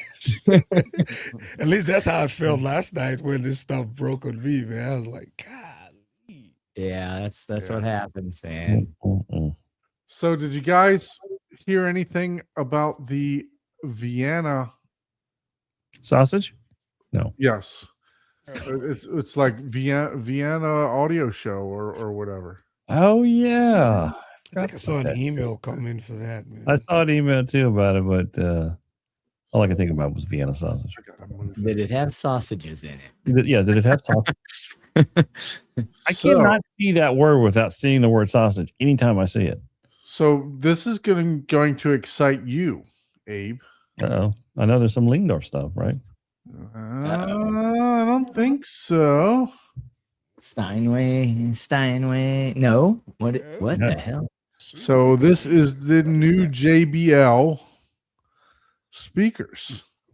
Oh. I think they're called the Everests. The Hence- Everest, the hence famous. That's the mountains in the background there, right? That Did the they come in smoky white colors? that's the that's a new design of the Everest because they've had an Everest speaker before, but this looks yeah, like I think so. Yep. Man, I look think at new this version. tweet as the well. new version of them. I saw this on Facebook the other day, and It looked like the Las Scala's, the Yeah. Y2K version of. but yeah, no, these man, could you imagine having 3 of those behind the freaking That screen? is crazy. That would be nice. Having 3 of those behind the screen, man. That's man. That's a lot of horn. yeah, that is a lot of horn. the bull gets the horn. Yeah, that's a lot of horn. You And need, then you also, need to just blow some vuvuzelas behind the horns, man. so I and then, mean, that's crazy. That then is crazy. also Storm. Let's see. Yeah, this- Oh. Storm comes out with the 1U Yeah. all digital processor. Yep. Ooh, Ah, so interesting. they're the followers of Chernov, is what we're saying. Yeah. Yeah. So 100% all digital processing. And Now, I how much- believe it's so you can go up to 16 channels, but it starts, I believe the first version of this starts at like $9,000 for 8 channels, and then up to I think like you add like a couple more channels and it goes up to like $11,000. Oh, wow. I like how it just looks rugged. At I least mean, the front does. Simple. And I stole this picture from AV Nirvana, so want to give them a shout out for this picture. Yeah. So, but go over and check out their their write up on this. Check it So out. so go over and check out AV Nirvana's write up on this. He does a pretty cool little news segment. I think he stole it from us from when Scottio was doing it when we first started, but you know, because we started off doing news a Best while form- back. And best then, form of Until flattery, man. Scodio abandoned us. Imitation. yeah, Scottio Yeah. abandoned us for the news segment, but Well, I wanted to make it more of a funny than Yeah. serious, you know. so here you go. Oh, it Tentative has pri- HDMI 2.1. That's all I wanted to know. Yeah, so tentative pricing $89.99 for 8 channels, 12 channels, and 16 channels expected version. Wow. 11,000 and 12,000. 12 grand. So there you have it. There's some new products that are coming out. Check it I out. know there's a lot more stuff being announced too. I was kind of hearing. So this was announced at the Vienna show. Yes. Hey, Derek, for that price point, I better be able to use it anywhere, Yeah. including cyberspace. Talk about And internet hook you for up from a bathroom small speaker. spaces. If I buy that, I'm putting it in my dedicated theater. And they have like When a we move digital to Mars, adapter. it's going with me. There also has like a digital adapter that will allow you to add analog. So Storm also unveiled the new Bridge, a compact network device that adds 2 analog XLRs. So you plug right into this for your subwoofers. So pretty much this is like a like a Dante out Correct. with our 45 to the amps that have Dante in. Yeah, if you Your if you crown see that. amps, your synthesis amps or Mhm. storm audio amps, whatever. Yep. Okay, so it's just one single wire and you just daisy chain them, right? In and out, each one of Yep, the yep. Yeah, okay. I do like that. I do like that approach. I like the one U also. Yeah. You know, you're not taking up a shit ton of rack. Matter of fact, I'm probably gonna be. I'm thinking about It's buying. easy to I forget that. kind of would it's like to there. have an interface though on the front though, just so I kind of can Yeah, I want to be able to see. Well, tell me what. that's why you need Home Assistant. Yeah. So But you no, have like to I'm go at the down rack though. more. Like I'm at the rack. What volume am I on? What source am I on? Gotta use If the I have app, to do a man. quick troubleshoot, that's the only thing. I'd kind of like to see a little bit of that information. So I guess he's talking about the Storm, right? So he's they're saying to put it behind you can put it behind a TV know, because right? it's so small. Yeah, that'd be pretty cool actually. Yeah, maybe. Yeah. But I mean, look, as much as I like how my rack looks, it's in a closet. It's far away. And I was Still not messing gonna with see I was it. messing with the wife the other day. I'm like, you know what? I need to change the dining room a little bit. And she's like, what do you mean? I said, well, I just need to change the roof.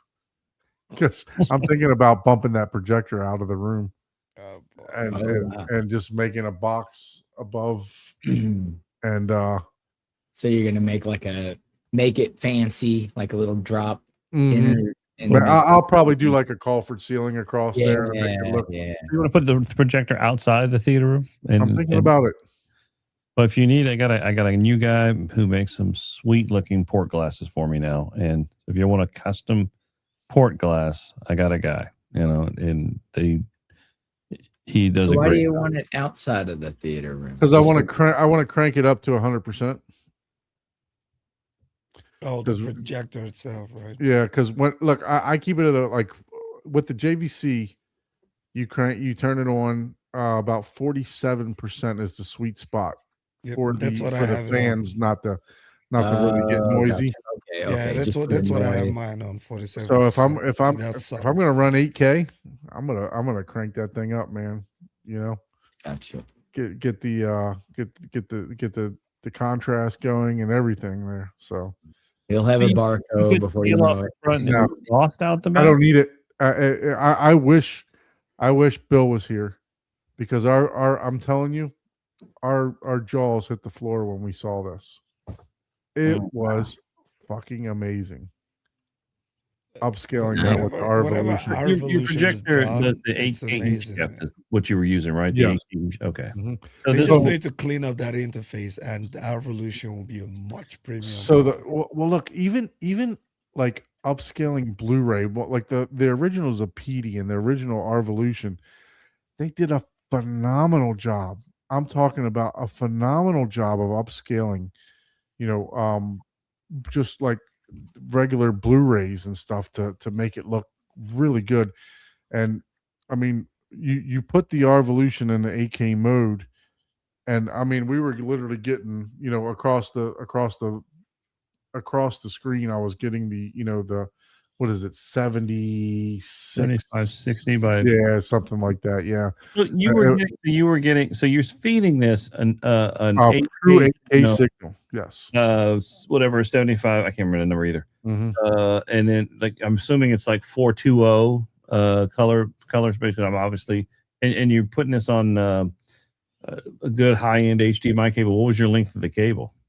So I have the HDMI cable is like 50 feet, but it's a powered cable. It's the Was fiber it optic. optical? Fiber Yeah, optic it's cable. it's fiber optic cable. Yeah, Okay, so it was able to handle bandwidth. Of whatever you- absolutely. Okay, so then it hits this projector, and then obviously it processes it and does its whole magic with the Does cable. the AKE shift with it? Yes, Oh, because it's not an 8K projector, but I mean Right. a native 8K projector, but it is an AKE shift. Okay, And it was for a 160-inch screen. I could definitely see a difference. I imagine the projector was probably getting a workout. Yeah, it was on 100%. Yeah, You could hear it. You could hear it. You yeah, know, but when you push the volume up, it disappeared. yeah. But yeah. Hmm. So Yeah, So, and yeah. that JVC can be loud, man. yeah, I mean, it wasn't any more loud that if you push it to 100%, on regular mode, it wasn't any more loud than that, on the regular 4K, or if because you can allow it, you can allow it to upscale 4K through the projector itself too. So it will upscale it through, but when you feed it an 8K signal, it's a different animal. Yeah, it can do 8K. It truly You is. can tell it to do 8K, force it 8K, right? But it's just Correct. gonna do that with a 4K signal. It's gonna do Yeah. it. Yeah, it's a different animal when you feed it the 4K when you feed it an 8K signal. Wow, that's cool. Now, what was the so the Arvolution? What was the 8K material that was it? Was it No recorded 8K material. So I was playing the newest Bad Boys, and it converted it. It upscales it. It upscales it. The original media was 4K, Correct. and then the Arvolution is doing an Upscale. upscale to 8K, Mm-hmm. sending it 8K out of the HDMI. Well, what's the difference between that and letting the JVC do the same function? The Arvolution did a much better job. Okay. So basically that's the key, the ticket. The Arvolution's way of processing, upscaling 4K to 8K was a better. So did you try doing like Gemini Man, since it's recorded in 60 frames? No, I haven't tried that, but I have that That's movie, the 8K. and it does have a when you go through the Arvolution settings, it does have a 60 8K, 60 4K, hertz 8K, 8K. 60, right? Yeah. Yeah, What- that will make you go, oh damn. Do you A lot know of the anything media about, players actually what can't play the what the Gemini Mind. processor inside the Arvolution is doing? Like what's it kind of doing different? What's the secret sauce between what it's doing in its upconversion 8K than say what the JVC was doing? I'm just kind of curious what made it so more significant. So when you're normally just playing a 4K movie to and you let the because I can play the movie coming out of the Lumingen, which obviously is processed, and then I can ask the JVC to upscale it into 8K. Right. The detail is just not there. Okay. It's the detail is not there. I mean, I was seeing every little pixel on Will Smith's face. I'll be honest with you, I hadn't watched the movie in a while, so I may be gloating about the movie, but it did a really good job because I played it without the 4K. I played it I played it without the 8K. I played it with only the Arvolution playing regular 4K. Then I played it with an 8K upscale through the JVC. And then I played the same scene with the Arvolution upscaling it to the 8K, and then the E-Shift and then I put it in filmmaker mode, which doesn't do a whole lot of processing.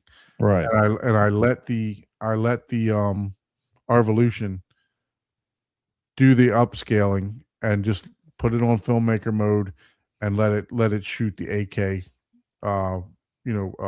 E-Shift. And that was the best version of all. It looked unbelievable. It really did. That's cool. Well, interesting. Yeah. Wow. So yeah.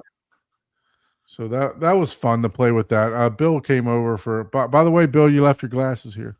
Oh man, Now that's why he's not running on the show, because he can't see me. He's running around his house, feeling the walls. Where do I go? Where did I leave my glasses? So yeah. So and then that's cool.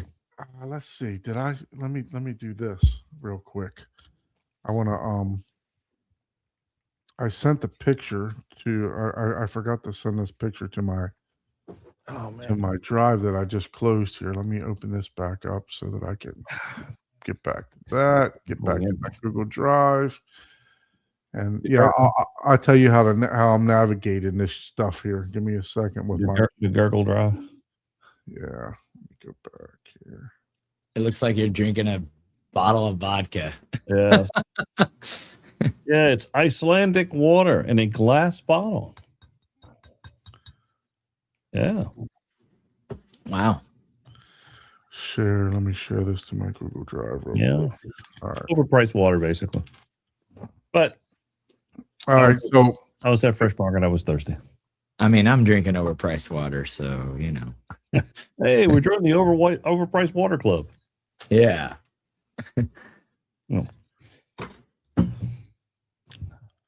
So this is Bill. You guys have seen Bill on the show before. I'm just a Bill sitting here on Capitol Hill. That one? Oh. So Bill came over with the Mag Theatron. Oh my God! Did you have like a dolly or a furniture dolly? Get that? Yes, you see that? Oh shit! So I'll take you into the theater room here in a minute, but it is ported on these sides over here, so it's like one of those band boxes. You remember those old band boxes? Band pass, yeah. Or bass reflex, right? Bass reflex, right? Yeah, that's crazy. Wow. Yeah. To build me bass reflex boxes. So, I mean, you see, that's my new vehicle. That's the Escalade IQ.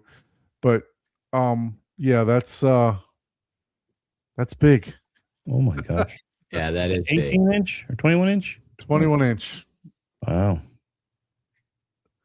So yeah, he brought that over to try out, and one thing, it's like 50 inches tall, every bit. I turned off all the subs. I turned off every sub in the house, and it was doing justice. Let me just put it that way.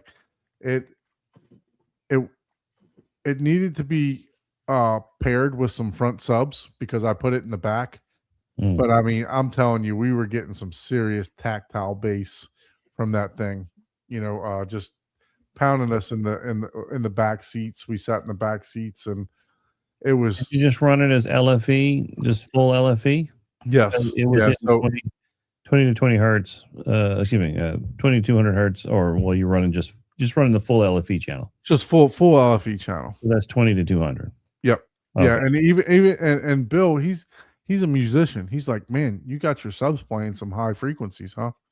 I said, yeah, I cross it over at about 120, somewhere around for the sub, somewhere around there. So yeah, he was like, oh, you got your subs playing some high frequencies there. So he's got a good ear, man. He does. He really does. But yeah, it's got a 3,000 watt Mag Theatron bridged amp that we just set on the top. I just rented an XLR from one of my from one of the other outputs of the REL subs. So it has a built-in sub. I mean, built-in amp. No plate amp. It's an external. Oh, okay. I thought you said it had a. Sorry. He brought the amp with it. Oh, okay. Gotcha. So, but I'll go into the theater here, and we can we can show what's we can show what it looks like. Oh. We got to turn some lights on. Like I said, I got two Shine backlights out, so I don't know. I'm too lazy to climb up there and unplug them. I don't want the insulation to fall all over the floor. What do you So- mean? Like they're just not turning on, or Yeah, I got to unplug them and put them back you in. don't have the Lumery app? I do. Oh. It's just not finding them Oh. again. Oh, it's John. Bill. Bill said he Yeah. is that Bill. Oh yeah, that's on- Bill. Oh, there's Bill. Oh, he's saying send me the link. He, Okay. he lost the link. Apparently, he I'll send him the link. Let me in, man. Let me in. Yeah, because he forgot left his my glasses, man, so he can't find the link, man. yeah. Oh, that's what it Yeah. is. Get in. Can't see the link. Let's see. Let's see. Link Let is me- staring right at you. Hmm. Here we go. I'm going to copy it and send it to you right now, Bill. Let's see. Let's see. Here we go.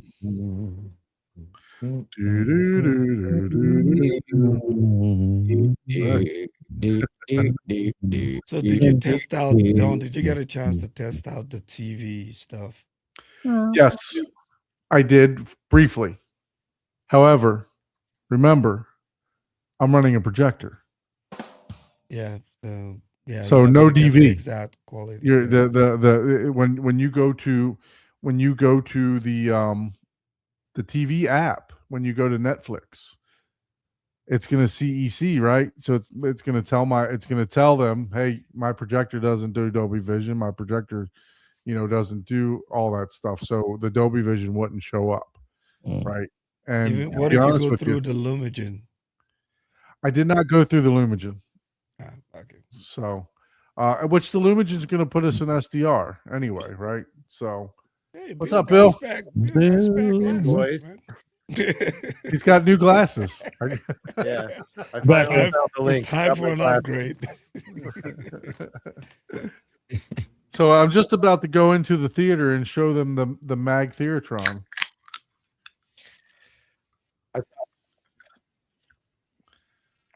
So let me go ahead. Keep up the going. Speaking of the link, let me join it myself with my I Right. think after hearing it at your place, I think I'm going to keep it. I would for sure. So one thing that I discovered, like I said, we turned off all the subs, right? Wait a minute. I'm getting a delay. How's that happening? I don't know that. Yeah, your phone. Wait a minute.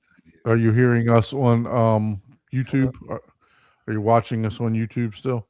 Well, let me turn that off. Yeah. There we go. Okay. You hear me? Yep.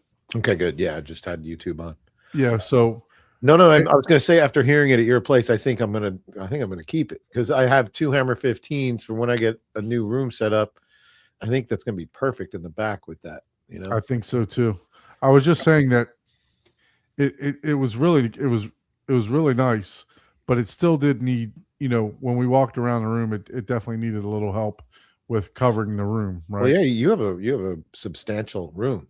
Mhm. You have a big Yeah. room, and And it's one, you probably have some modal issues. That were, Yeah, modal. yeah, but you know probably what? Less than you thought. 100%. I mean, it was just you move over a little bit, and it was just a little less intense. It wasn't necessarily like a dropout. Mhm. And in Don's room is semi-treated, but you can. I don't think you're just a little bit more treatment away from that being a problem, not being a problem either. But man, I mean, it was way better than I thought. In retrospect, it looks like maybe, what's his name, Jordan, might have not tweaked it, to the extent that we did, because I don't know if he bridged the amp. I think he only used one side of it. And then Mhm. he was making a big deal about how it looked like the cone wasn't moving. And I turned around and looked at it while we were listening, and it wasn't. It's huge.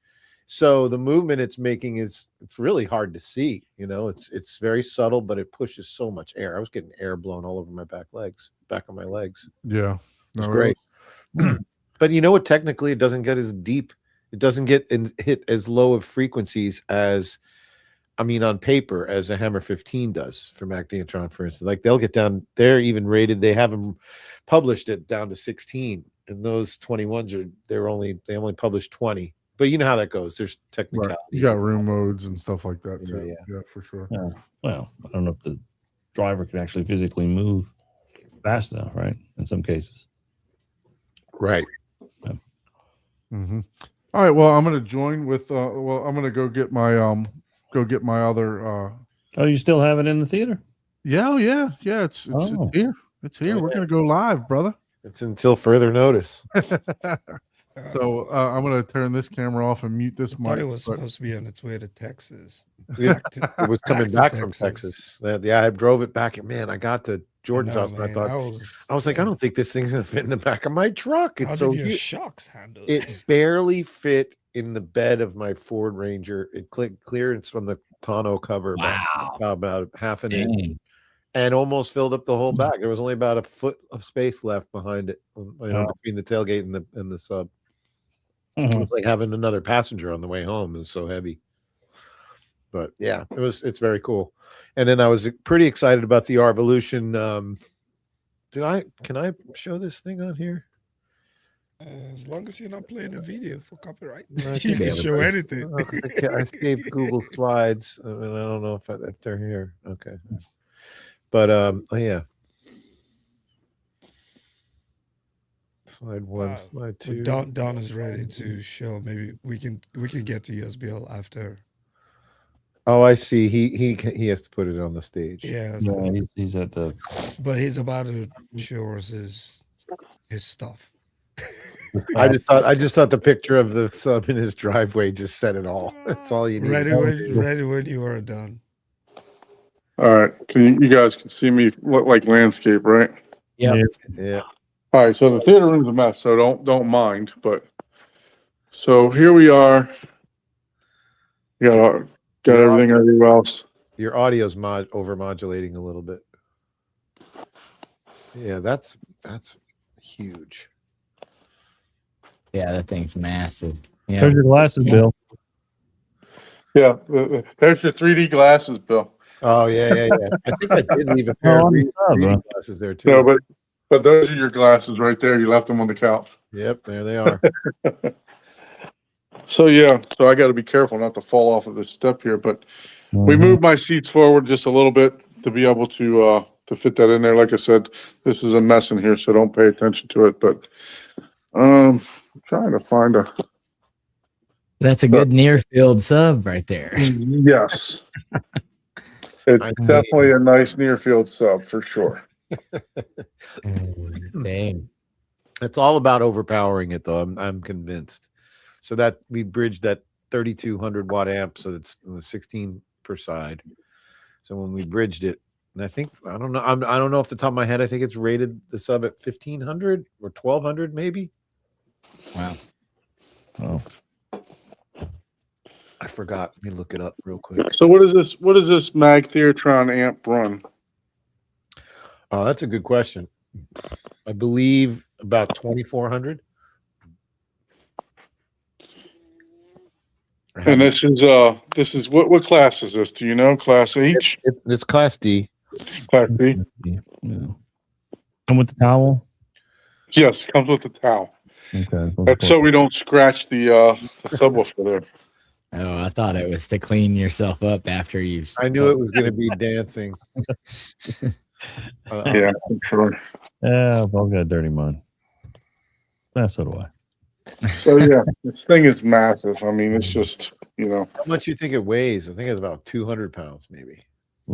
Yeah, we were able to rock it into the room. That's it wasn't because I have kind of a weird entrance, right? So we were able to rock it into the room here because I have this Okay, yeah.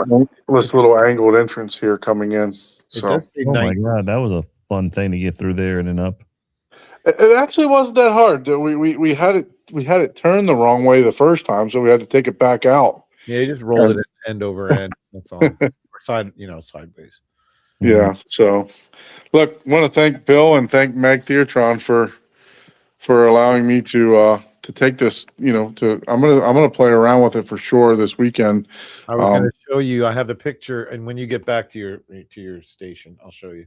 But I have a photo of it's called the Thor, that 24-inch one that they have. Oh, okay. I have a photo of it. It's kind of hysterical to see it because if you think that's big, Yeah, so I'm gonna shut off. I'm gonna play with ported subs because this is a ported sub, and I have Well, that's the air The- you get. You feel it from uh, that port.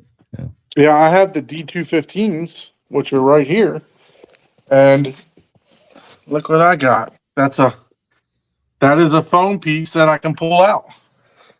oh, I thought So you were. now I can turn my I can turn my front subs into ported. So I'm gonna play around with that and see if I like it better. I think that's a great idea because that's a whole character, ported subs, and I've Yes. grown to fall in love with them. And I'm a musician, and I'm supposed to like sealed subs better because they're quote unquote more musical. But I really think the ported has, if you dial in your ported subs so that they sound ideal for movies, because they do. I mean, if you have them perfect, like they're at the right setting and the right, what's the word I'm looking for? The right level compared to the rest of the thing, it's going to work great for music too, because it just gives music more character. I think that's my. Yeah, because the bass league is just a little longer than it should, which adds a little character to it. Well, yeah, I mean you're saying it's less tight, less tight, yeah. right? But if I don't know, But well, not necessarily a bad thing. I'm saying, yeah. I mean, no, it's not. But I also think that these things are a little, especially the Hammer 15s, and they're ported. I think you would find them to be tighter than you would think they were going to be once you saw them. Because and again, I think that's because of overpowering. I just looked it up again. The SVB or SVV 21 is rated at 1,000 watts, and we were driving it with a bridged 1,600 watt per channel amp. So I really think that's key for everything, really. Yeah. No, I mean, look, the more power you throw at it, the less distortion it's going to have too, right? So Yeah. The less the amp works, and then the speaker gets to do its best job. I don't know. right. That's what it feels like. So yeah. No, I mean, And every Triple- speaker that Mag Theatron makes is ported, which is okay. interesting. Weren't the Gramani speakers all ported too? That just came off the top of my head. I don't think so. Ported. I'm not sure. I'm gonna try to find, because these lights are bothering me now. I want to give this a better light. So give me 1 second. Well, I think, All right. grab the I think we flashlight. saw all we need to see of that, right? Yeah. I mean, it's huge. It's a big sub. That's a big sub. That's a one big sub. Big bad sub. I would have joined you guys earlier, but I had to go play in a hockey game and rushed over here afterwards. All right. So I put the flashlight on it. So now instead of just seeing a black blob, So then you can see how the ports are. They're sort of, it's just like a flanged. It's like a bass Base. reflex. Yes. And it looks a lot like a, public address. Yeah. So the air channel goes all the way back and maybe 2 inches shy or 3 inches shy. I of the back wall. haven't seen the diagram of it yet. But Yeah. Yeah. So, yeah, it reminded me of like the old band boxes. The band, you know what I mean? yeah, we used to build those sub back in the day yeah. for a car stereo. It was big Right. reflex. Yeah. So I wanted. Sorry, guys. I wanted to give it a better. I don't know what's. I got to unplug these lights so that you can see it a little bit better. But I wanted to shine a flashlight on it so you can see And now it we a little can see bit. now we can see how dusty it is. I gotta get that. Mhm. So, but yeah, no, it's definitely massive. My wife told me, she's like, I'm hoping this thing's not staying here. I said, I promise you, I didn't buy it.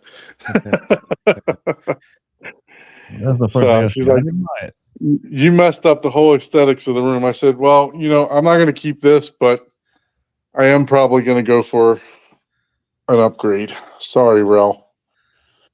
I think I'm going to go ahead and pull the trigger on 2 RS2s. Mm. So, yeah, I've called Rel 3 times. and I don't want to badmouth them here, but I've called them 3 times. I got a bad plate amp. Nobody's returned my call. That's weird. I've only heard I've heard nothing but good things about Rel. Yeah, and I called twice about a driver replacement. Nobody returned my call. I guess you got to email them. I'm old school. I rather call, So I guess I'm gonna try email and see what they say. But yeah, I got a plate amp. Maybe you guys let me just go ahead and turn this on here. So maybe you can hear it. Yeah. I mean, it could be a cap. Yeah. I don't know how simple those circuit boards are to work on these days, but like that used to be, that's a similar sound I used to get out of the old And it drives me crazy because I got a pretty good noise floor in this room. Bryson, So it drives me. the vintage Bryson ones, and then a guy recapped them for me, and that sound went away. Yeah, so it just started maybe 2 weeks ago, something like that. But yeah, I'm truly thinking about getting this projector out of this room. So, problem is, it's not center of the dining area. So it's going to be like, if I may have to make a couple different, like a Colford ceiling, couple different Colford ceilings there. Have to see. But I already got kind of like the bulkhead up there. Yeah, I see that. We could do like a double step. Yeah, like a double step. Well, then you could also move that wall over so you can slide the hammer, the subwoofer back into the wall. Trust me, I already told the wife I wanted to extend the theater to this window right here. Right. It didn't go over too well.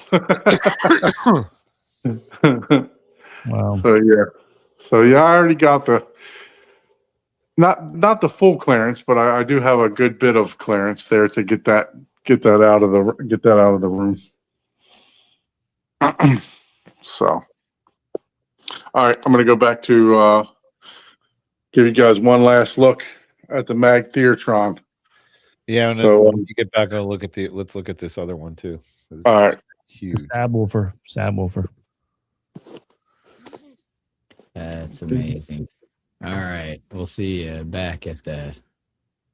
I would think, especially Ranch. if you're doing waveforming with Trinnov, that stuff would be great. Look at that bad boy. That's a 24-inch driver, so you can imagine how big that cabinet is. And it's like 70 inches tall. Looks At like least 50. that's crazy. Right? I mean, that's just crazy. And so it's going to be angled like that.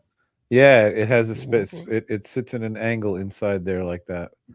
Wow. And then this thing is rated at 2,000 watts, 16 hertz to 140. Dang. 24-inch driver. Unbelievable. That thing is just ginormous. 134 dB SPL max continuous. That's loud. Yeah. 456 pounds. I mean, and you're supposed to reinforce your floor to have a pair of those on the front wall. Incredible. Collapse. Interesting, but yeah, that's just big. I mean, this is just basic. It's commercial theater equipment, and when it really comes down to it, all the Mag Theatron stuff is. Yeah, it is. I really like the wall of sound that they had at the Avalon wall. Yeah, cool. Yeah, I really did too. Wait, did they have it fired up though? They didn't have it. They didn't have it. No, they had it playing. Wasn't there for that. Yeah, they had it. These things are meant for a larger cubic volume of space of what we're putting them in. That 100%. I mean, my room that I had it in was way too small for. But I mean, it sounded amazing. So. I want to get a room maybe 20% bigger than my last one, and it should be fine. I mean, this stuff will be perfect in there. So I'm hunting for a room, guys. And I was going to throw this out there because I know we've got some guys listening that are in Florida. So we sold the house that my theater was in. It was in a converted garage, sort of like Don's. So I'm now in my townhome, my permanent, my homestead anyway, that I've been in for 30 years. And my entire theater, speakers, amps, cables, panels, sound panels, it's all piled up in my dining room of my townhome right now, sitting there for who knows how long it's going to be. I don't think I'm going to be established in a new home because it would in less than 60 or 90 days. So I'm just thinking, if there's somebody out there that really that's in the business or is a theater enthusiast, you have a room that is sort of ready to be set up and you want to, or you have a room sort of like Don's where you could temporarily put stuff in. If anybody wants to have this thing, I got the rack with the anthem, the whole deal, and the amplifiers and enough cabling and everything to do all this, just set it up in somebody's room, at least temporarily. Because I was thinking, ideally, it would be really cool if there's somebody out there, because you know how it is now. It's so hard to go out and listen to stuff. If you're in the market to put a theater together, the places to go and actually hear stuff in person, we're all taking guesses by ordering online and looking at specs. If you want to hear, it's a good reference. Hear what 7.1.4 system would sound like in your place. We could do a temporary setup and have you check it out, sample it. So if anybody's interested, if they're in Florida within like a decent driving distance and you want to do something like that, or if somebody's got a house and a room that they want to rent me with an efficiency, I'm in the market for a new home. So, and while I got you guys here, I think there's a perfect audience for this. I don't know if this is going to be, if you guys are going to find this as fascinating as I do. So I'm in a situation right now where I'm needing to like kind of relocate and figure out where my next home is going to be. I started doing some research. So they call middle-aged, what do they call middle-aged? Over 50, right? I'm over 50. I'm single. I've never been married. I don't have kids, and I've always pretty much lived alone. I've done cohabitating a couple of times, right? In 1980, for men over 50, the percentage of them that were all those things, never married, no kids, living alone, was 7% of men over 50. Let me let you guys take a wild guess what you think that percentage went up to in 2025. Well, you're saying it went up, so that means less people got married and had kids, right? Exactly. So more guys caught on. 20%. 32. Ah. So it's a force to be reckoned with. I mean, that's a market out there. You know what I mean? And I'm finding myself needing to buy a new home. So I've got a townhome I've had for 30 years. I got a lot of cash, available with that. We just sold our family home, and I've got money to work with from that. And now I've grown into being an audiophile home theater guy that I have to have a room now for the rest of my life. So I now have, if you'd like a sugar daddy, please apply. Right. So I need to find a place. Now I was thinking about this though, and ever since the pandemic, with everybody being so independent and independent contractors and artists and business people that work from home and everything, that there's a need now for guys like us that we need a home that has a big room. And let's forget home theater, forget music. I mean, what about the artist, the guy that does big paintings and stuff? He probably lives in an apartment, has a commercial place. The ideal home for guys like us, and now there's 32% of the guys over 50 are fall in this category. We need a home that has one big room, and basically the rest of it just the same as like an efficiency of an apartment somewhere. You know what I mean? A warehouse. Well, yeah, guys do that too. They convert a warehouse into a little in the industrial area. That's what I would do. Just buy a warehouse and throw some. The only other thing I want out of it is property that's big enough to have the closest home, be. You're not going to find that around here. 50 or 100. That's where I was going with this. I think I've priced out of Broward County now. It's just not going to be able to find a home that's built like that. Maybe you may be able to get something in the Davie area, like the further south heading. Southwest ranches out there. Yeah, well, not. There are some big. Well, here's the thing: if I go to one of these, North Florida, Georgia, Ocala, Yeah. Ocala. Even Central Right. Florida, if you go like between here and Lakeland and the Avon Park area, Zephyr, I guess Zephyr Hills maybe is over there. Anyway, there's a couple of little pockets of places where you could literally buy land and build on it however you want, and it's relatively affordable. And you might not have a neighbor closer than 100 yards away. So this is my Hey, Mag check it out. Theatron video that I haven't worked on yet that I begged Ike not to put out so that I could do this from Cedia. So, Oh yeah. here, I'm debuting it right man. now. Debuting it right now. Here you go. Now, wait a There's minute. the Mag Theatron. You know what? I actually like They these. didn't have speakers. those hooked up. These speakers remind me of the Kalos speakers, right? Yeah. The new JTR Kalos speakers. So these remind me of those with the That's the Falcon. with the Perlison drivers in there with the checkerboard drivers, right? So, but this is the wall that I was just talking about. That's It nice. was insane. I love the look of that. It looks Yeah, it looks amazing. Yeah, I really That's did. cool. I do like. Yeah, that's very nice. Yeah, I like. Sometimes we'll when we're designing things, we like to design these speaker arrays behind the screen that look like that's pretty awesome. They've already done it for you. I thought they gave a demo of it. I was trying to. Oh, those are my speakers. Those are S8s, the Surround 8s. That's what I have Yeah. for my rears. My camera like turned here, so I gotta that would be an edit out right there, I guys. know, man. That's the new. Those are the new Atmos speakers, the CS6s. Well, you could always rotate it in editing. You get that extra half a foot of height because you get There you those go. recessed. Yep, there's the 8s, the M8s. I like the those. slimline ones right here too, the S4s. Those look Mhm. That's the CS44. That's the Atmos speaker I have. There's the new CS66. Those are big. God, that's huge. Look at the size of the ports on those things too. Bag Theatron. Yeah, so I Good really for- liked the look of that wall though. I mean, it was awesome. Right, that's pretty. I like that. But they didn't have that fired up. We didn't get to listen to that. I thought they did. I can't No, remember. it just looks like you can hear it. No.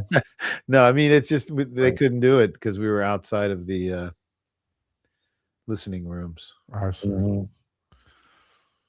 Yeah, but it looks fantastic. I love the look of it for sure. Yeah. Are those the 18s in there or 15s? I think those are 18s. Yeah, I'm not pretty sure. But anyway, yeah, good stuff. And So as you- far as the I also have a photo of the front page of that Arvolution, the Pro 8K TV. I was all set to do an unboxing and preview and presentation of it, and I got sidetracked for a while. It was in a reboot loop on me for like the first few times I tried it. I thought I had a defective player. I was like, oh man. So I put it away, I put it in a box and got ready to take it over to Don's. And we were going to also try it one more time at Don's to see before I sent it back to France. And of course, like a dork, I discovered that it has a 115-230 switch on the back of it that didn't get switched. So There you go. and that's all it needed to do. And then after I did that, it worked perfectly. So, happens to the best of us. so Bill, yeah. your opinion, because I've already talked about it. What was your opinion of the 8K upscaling? I was very impressed. Especially when you were showing me the difference between the Arvolution doing it and the Lumigen doing it. Was that how you were doing it? We're doing No, just the Arvolution versus the projector doing it. Projector Arvolution. Right? Yeah, projector Arvolution, because the projector can upscale also. Well, that's the first time I've ever seen that because I've never really seen anything in the 8K realm. Right. So I was very impressed. I was like, because I thought it was going to be gimmicky and okay, whatever. But it was definitely noticeable. And I do believe in some cases there you may fall into a too much resolution situation, like where you go beyond what the director intended and it's a little too crisp and sharp. Maybe Mhm. I didn't see that, but it made me think that that's something you could stumble upon when doing that. I don't know. Yeah. What did you think? Because I thought it was phenomenal. I'll be honest with you. I opened the show with, I thought it was so good that I may be upscaling all, and this is why I just talked about getting my projector out of the room, because it gets a little noisy once you play it at full brightness Mhm. and 8K. Mhm. So I made an opening statement saying that the Arvolution may be my sole way of watching this from now on instead of my K-Scape, so that I can upscale to 8K, because I thought it was that much of a difference. Well, I was on the verge of calling the product a game changer just because of the Dolby Vision and Netflix that is so noticeable on my playback. I was like, whoa, this is, what did I watch? War Machine, I think. And it was Dolby Vision. And I just thought, this can't, the disc, I didn't have the disc, so I couldn't make a comparison, but I was like, this is just, I mean, if you told me this was a disc, I would believe you. That's how good it Right. was. But and I thought, man, to just have that at your fingertips and remain, not that changing the input source is a big pain in the ass, but you don't have to. You're right there. You just flip back to the game while you're listening to, you're like demoing stuff and like, oh, let's check on the game, and just go right into the TV section. And I don't know, it's cool. It's NVIDIA Shield on steroids in an Arvolution player that you can store content and access content on your network. Now, I remember, did you explain that the 8K upscaling doesn't happen with the TV hub though? It's just, correct. Yeah. So it's just for files. Mhm. But the ability to do Dolby Vision like it does is pretty damn impressive. Hmm. And so far they've got it, I guess, all figured out on Netflix. I do believe you can do Dolby Vision on HBO Max too with it. So, and one last question. 3D. What did you think of Fire and Ash? that was my first experience of 3D without, like the red and blue glasses at the theater, which is probably the only other way I've done 3D. And that was just phenomenal, just magical. He goes, let me just show you the beginning of what is it, the new Avatar? What's it called? Fire and Water? Fire and Ash. Fire and Ash. And he just put it on from the beginning. And after 9 minutes or whatever we watched, I wanted to sit there and watch the whole movie, because it was just like, I was just brought right into it.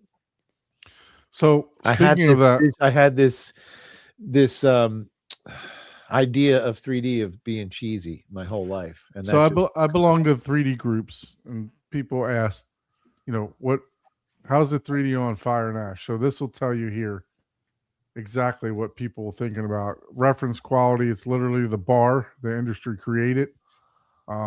Yeah, it's fantastic. 3D is better than the movie. Yeah, 3D is good, so it's brilliant. Look, man, I'm telling you, it's a third dimension, and that is true. It is. There is so much depth in this film. I mean, it is unbelievably crazy. Look, solid overall, good depth, and some good pop out scenes. Right. So there's a scene where the guy is diving, and he picks up a bow. He brings it out of the water, and like a feather, like literally comes right across your face. It is an absolute root example of artistic perspective, correct, non-gimmicky 3D presentation. I'm telling you guys, you got to see it. It's a must. It is a reference disc just to watch for the 3D, for visuals. It is unbelievable. So anyway, I'm glad that Bill enjoyed it. We'll have to sit down and watch. We'll have to watch the full movie, man, for sure. So I've not seen the full movie yet in 3D. So you're more than welcome to come over and check it out for sure. But so are you buying that? Buying what? The Arvolution 8K TV? I have the 8K. Yeah, but that's right, you do. But you don't have the upscaling in there. The same, is it? No, it should. That's why it's called 8K, right? Same 8K one. Oh, that's The true. only new stuff is just the TV stuff that was added. Oh, that's to- right. You do have that. Oh, so you never did that before? You never got Never did it before. Never did it before. Oh, wow. Just you were here, so I figured we'd try it out.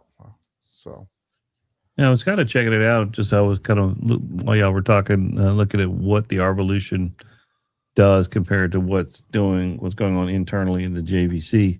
I think the biggest thing that probably made the most notable difference is the fact that the Dolby VS10 12-bit processing for the tone mapping is where that's what the Arvolution does, as opposed to JVC just doing Correct. a frame adapt HDR. So there's not yeah, the No. JVC is basically like your Panasonic. it's, right? it's an optical Mhm, enhancement. This is a digital processing enhancement. So mhm. that's probably where you notice like the punch and the vividness probably pop out, is in what it's doing with tone mapping with that.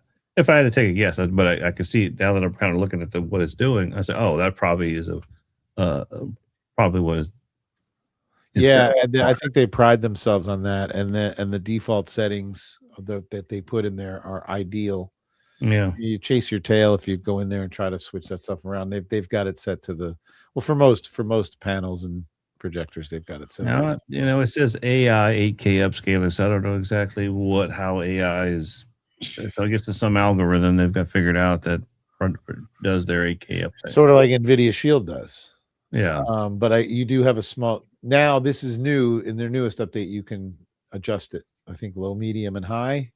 Before it was just either on or off. On the Arvolution. On the Arvolution now. Okay. Where did y'all have it set at? Right? Did we do it? Didn't we do it? Didn't we have low, medium, and high, Don? When we were playing with it? I don't recall. I just know that we originally. I know you changed a couple settings originally, and then when I grabbed the remote, we went in, we changed it to full 8K. It's been a while since I played with it, so I can't think Yeah. off the top of my head. But yeah. Yeah, I know. Yeah, I know we changed a couple sharpness settings and stuff All like that. Well, And- having more pixels is one thing. Like that always to me was like that's a good thing, but it's what you're doing with dynamic tone mapping and wide color gamut. It's the engine of what's doing that. Mhm. That's Yeah, really that's where you see right, that's where the difference is coming from. right. Not And, necessarily- that's what I said. You asked me. I said, look, the JVC's processing is just not as good as. Yeah, because now that I understand, now that I kind of looked at, I can see what you're saying. Yeah, definitely, because and it's doing it on the signal side. It's doing it on the source side, not optical. Correct. Yeah, so lots more is going on in that Arvolution. Mhm. on the source And side. like I mentioned before, even the originals of PD, like I mean, when it upscaled the Blu-ray, Yeah. they called it Magic. They used to call it like Magic something, and they got rid of it. But the upscaling in the Zapedi was phenomenal too, from Blu-ray to 4K. I thought I was watching 4K the whole entire time. It would upscale. Right. And we were doing that all the time in the Zapedi office when I first started. We would Mhm. watch a disc through like the little cheap Sony Blu-ray player from Best Buy, Mhm. and then rip it and watch it from the NAS on the Zapedi player, and it was just wow.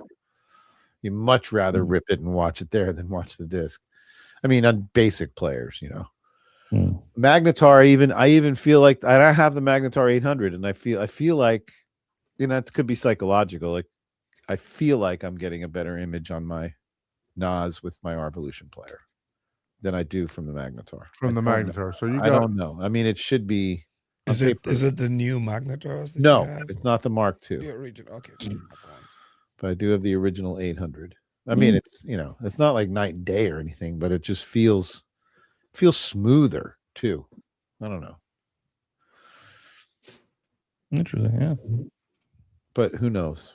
So, I So- try to make a point of watching if I like buy something new. I'll there it watch. is. It was called Magic Pixel, is what it was. Oh right, Magic Pixel. I do remember that. I try to make a point of watching new media when I get like a disc on my Magnetar player first, to sort of get a reference, and then after I rip it, if I see it again, and I always feel like most of the time I felt like the Arvolution looked better, Yeah. No, I mean it's but marginal at best. right, right. Yeah, I mean it's it's a great player.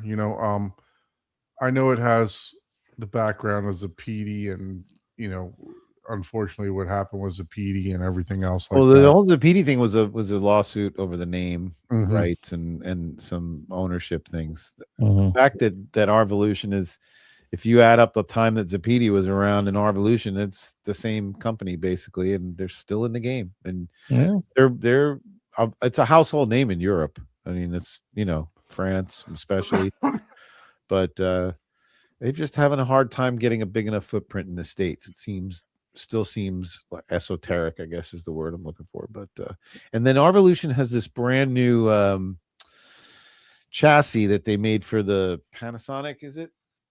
Yeah, I just saw that come out. So you And for now the they have sun it with for the the s- player included, all in one, and it's all ready to go. That's pretty wild. Mm. It yeah, it's a just released conversion kit for either the Sony or the Panasonic. that. One of the two. I can't remember. I think it's this. I can't. I think it's. I thought it was a Panasonic, but We'll there go was a to the kit for a Harvey. while, and now they also have it all complete together, just assembled with the Panasonic player, whatever. Unless it's Sony, I don't know. But that's pretty cool. What's the difference between the Zadu or the Arvolution? It's got the Z. Yeah, I'm trying to see if I can. So they're figure very out the- similar, I think. It's just the interface that Arvolution uses is our video, and it's. I don't have the same. I don't have experience with the Zadu, but I can't imagine that the Zadu is as customizable as the R video stuff is. Because if you put the app on your computer, you rip something, it gets identified, or it gets incorrectly identified, you can fix it, put your own artwork. Yeah, there's the new chassis. Yeah, it was a Sony. It is the Sony. Yeah. Mm. So that's the DIY one. And then if you go here, I think it's got the full Yeah, there's a brand new. thing set up for it. So That's the kit again, but Yeah. yeah. Like you said, I saw the email come out for this. So it's Right. So, I mean, I'm pretty happy with my Magnetar. So, but I mean, and I think they just came out with like another signature version too, right? Magnetar. No, this Arvolution Pro Player 8K TV. Oh yeah, and I TV believe, signature if too. I'm not mistaken, Authentic Cinema. Yeah, I see signature edition. I don't know that that's going to be available in the States, and if they continue what they did, because I think since there's a third party involved, I think there's a situation where I know they did this with what was the player? The player one had one, but the signature edition was only available in Europe. See, I still have my signature Zapedia edition. Yeah, I'm that was thinking- you mean you have the Zapidi, I was a beast, man. the Zapidi signature was Mhm. the model, right? Yeah, Mhm. that thing was Yeah. pre Dolby Vision. The No, it latest wasn't. That was- A1 Kodak up to 8K resolution. Yeah. but yeah, so I can check on it, but I don't know that that's going to be available in the States just because of a support situation. The support see. isn't as easy on that. The biggest thing for me with this thing is when you look at the comparison charts is, and now I haven't tested this fully, but I'm going to go to I really it. want you to play with it a little bit and kind of give us a little bit more now that you've got it. And I've got another influencer. That guy from Tone Magazine is going to do a review on it. I have to send it out to him. Okay. So when yeah, you're so done. Yeah. the biggest thing for me is like the very first Arvolution. It's not the 8K, it's just the 4K, right? That one had the 3D frame packing. Yeah, it did. And it But was all this one because- is side by side and top and bottom. So Yeah, I need to test the difference between the two of those. okay, yeah. And see what it is. That was because of the chip. It was Right. only able that was the thing. Which I don't know if I'm going to see a difference or not. Huh. So Interesting. I definitely want to see it because so with All I the use- customers I dealt with the 3D guys, they really wanted that regular player one. the frame pack, yeah. Yeah. So Without know- trying it out, but I mean they just yeah, assumed I that's just what want they to see if wanted. there's Yeah, I think a it's the major chipset difference. because after they moved to the newer chipset, right? I think they lost some of the Yeah, exactly. We features went for to the newer 3D. chipset. The first chip set that we did for the player one became scarce. And when they went to replace it, the only thing they could get was one that was 8K, but they couldn't keep the same 3D version that they had. Okay, so this was the one of the original ones. So if we go down here to like the, let's go back to the specs if they have it here, what the difference is. I don't know if they had it on this first page or not because it was the first one. It might have been on the other. Yeah, so it just had like the regular punch outs. There's your technical specs. Video. I'm saying what here? 3D hardware open. GL. It didn't have like the side by side comparisons, but when you go to the next version, that's when they started putting that on the website, Right. so you can see the Right. difference. Oh yeah, that's right. Here we go. Maybe right here. Let's see. Oh, 3D. Where's He's it got, at? Yeah. he's got his 3D radar on. Player 1 8K. It should show it here. Come Yeah, on. this is just There we side go. side by Yeah. side. So now you got the Player 1, the Player 1 8K, and then the Player 1 Signature Edition. So when you go down here to 3D, you see it says frame packing. Only on the original one, Only on the original one, which you can't get anymore. which is exactly what my Panasonic 9000 does, is the frame packing. Okay, that's what we saw the other night. Yep. Yeah. Yeah. So I do want to test it out and see what the difference between the two of them are. Okay, that would be good to know for me. So for my I'll customers. rip the Fire and Ash, and then I'll put it on that same hard drive. And Just want to throw it out there. I did sell one of those. So the Arvolution NAS that they have for Europe only. I'm able to get my hands on those in case anybody wants one. That's the Arvolution NAS storage. The one they make for the States doesn't have the built-in Blu-ray drive for you to just, one button press rip. But the Europe version does for obvious reasons. And a little bit of wink wink, I can get my hands on those if needed. So if anybody's interested in them, they're like $3,500, but it's everything. It's all in one. You put the Blu-ray in, there you go. Pop the Blu-ray in there, close it, walk away, and you got a rip. What is that using? It's using Make MKV, right? Yeah, it uses Make MKV. It's got all the macro. And it's ripping it as an MKV or an ISO? ISO. And they'll do BDMV folders too. Mm-hmm. And what I noticed was this customer that I got one for him, and then they sent it to me first. So when I set it up, I helped the guy format his discs and stuff. It is remarkably quiet. It's for some reason, I have the Zapiti NAS. I have the original Zapiti NAS from years ago, which works perfectly. But this one, this one they made it extra quiet, and it's noticeably quiet. I didn't even have the top on at the time because I had to open this thing up to the drawer. The disc drawer was a little bit dislodged because it got shook up in shipping a little bit, so I had to tighten that back up. I had the top off of it, and I was ripping a disc, and I noticed, is this thing even ripping? It's so quiet. It was really cool. So I recommend it. That's pretty cool. It's got my thumbs up. It's got my seal of approval. So TKC, I do have the Z9X Pro, the 8K, and it's collecting dust. why? Like if you notice when I was because I used the Arvolution, right, over the Z2. So what's the interface like on Z2? I haven't played with one. Is it similar to the R video, where it's like you get the kaleidoscope type display of I titles? think And it's a everything?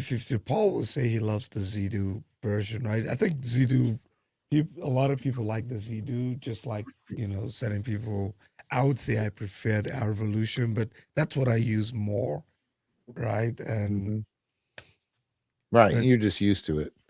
Yeah, I'm just used to it. And Well, I'm a think freak I like now. the I like- layout and the I So, really speed Bill, of you're it. you're the music guy, right? You listen to a ton of music. I know you. I know. Well, I also Oh. I rip a lot of multi-channel and Dolby Atmos albums and stuff, and they don't get identified. So I'm a freak now. I'll rip something.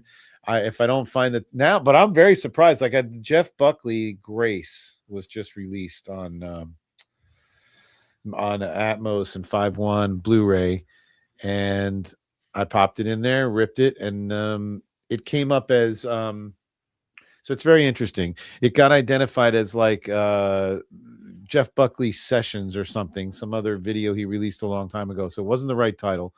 So then I went in there though, and all I did was take out a couple of things on the title in the entry and just changed it to Jeff Buckley, and then pressed enter, and then about 15 choices came up, and one was Jeff Buckley Grace 2026, and it was already there with all the metadata, the time, running time, photos, background, everything for that particular album. But most of the time, if it doesn't get identified, I'm all over it. I get on the app, I download a new poster for the background, I get the best version of the cover of the album that I can. So that's what I really appreciate about Harvolution. You really can personalize it, go in and just make the covers be however you want.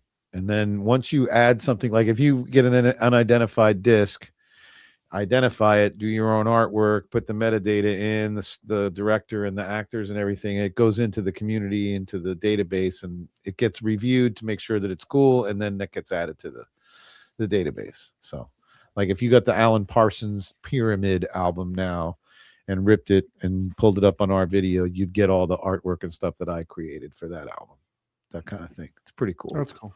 That's cool. So how he asks is how does the FLAC work?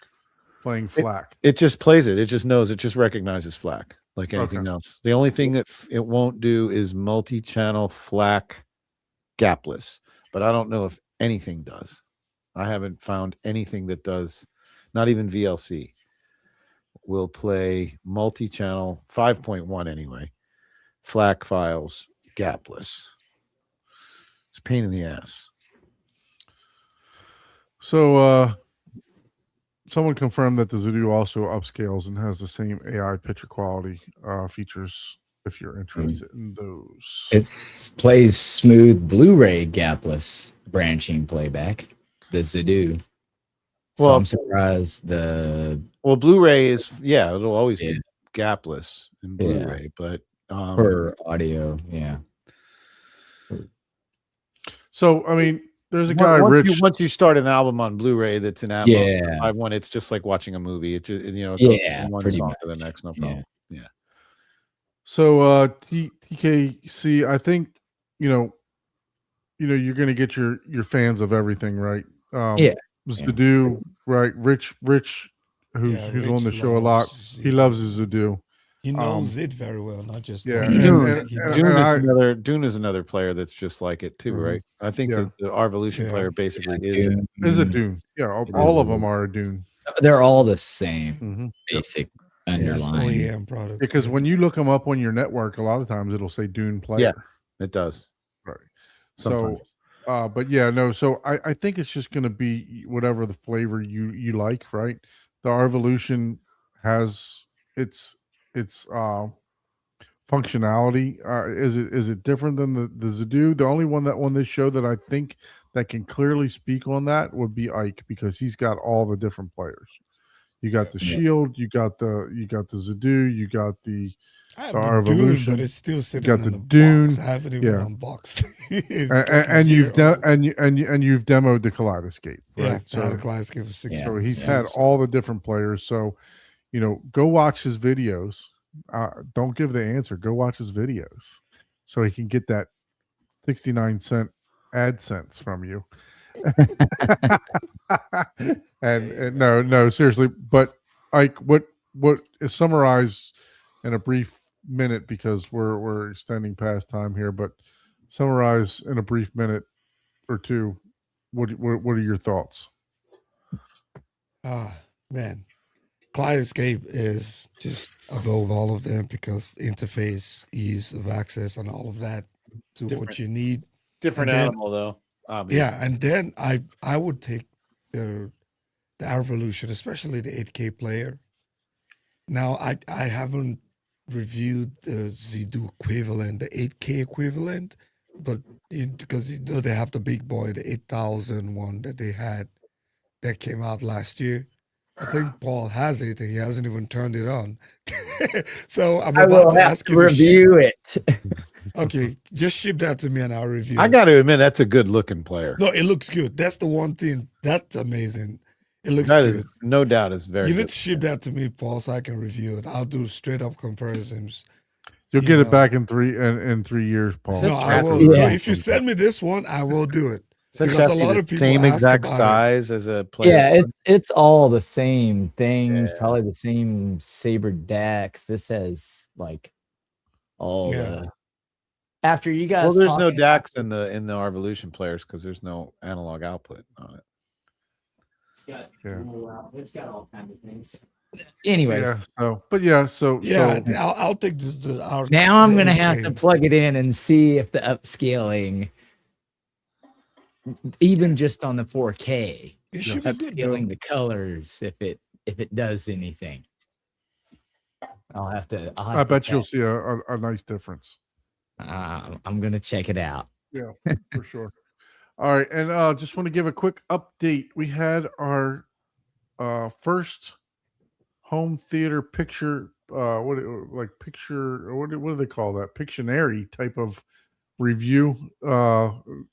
Picture Or tour. tour. Picture tour. Right? I'm trying to get the words out, but we got an update from Musan. Oh. He wanted to share with us that he built a riser for the back seat. So he was Oh, for the back nice. seat. So he was building a riser for his theater. Okay. All right. So yeah, so he wanted to share that nice update with us that he Oh, that's nice. puts this together and built the riser. Awesome. I'm looking forward to that. I'm really looking forward to getting my new home, whatever it is, and just building from scratch. Now that I know everything that I know, and being able to do certain things for a fraction of the price that an integrator would do, I was just doing it myself. So I'm just gonna document the whole thing and just get this new adventure going. I'm looking forward to it. You know, That's cool, man. Yeah.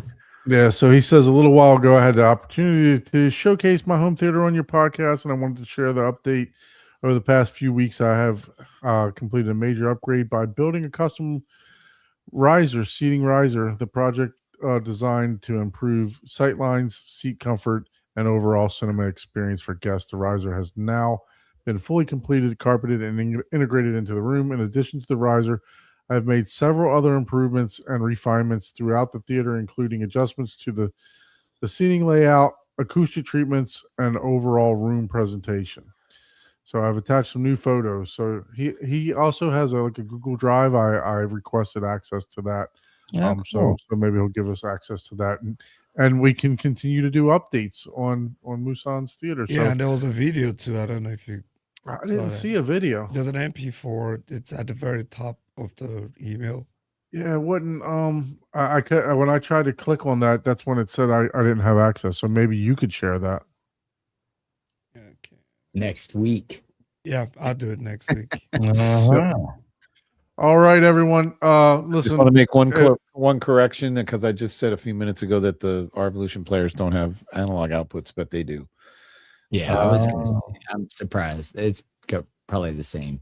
Anyway, So if you are interested in purchasing Arvolution, Bill, how can they get a hold of you, sir? Well, you can get murphonics@gmail.com. Also murphonicshometheater.com is my website. And I have no problem giving my phone number. So, I mean, 954-249-5809. Get directly to me. And you can also, if you need Arvolution, Don, we can hook you up. So, I mean, we can make them available from you too. No problem. There's no official distribution for Arvolution in the States now. And Robert at Value Electronics is selling them. And I think maybe just one or two other dealers besides me. but we can get our hands on them, and you're welcome. Obviously, you're welcome to go to Robert if you trust him, if you've somebody that uses him. But Don can get his hands on them through me, and I can get them. I can answer any questions that you have by email or phone anytime. I appreciate you guys letting me come on the show with you guys tonight. Yeah, no problem. No. So, and if you have any other theater needs, design, If anybody's acoustic got a room they panels. want to build, if anybody's got a house they want to build a room in, let me know. So check out Abe at 3dsquared.com.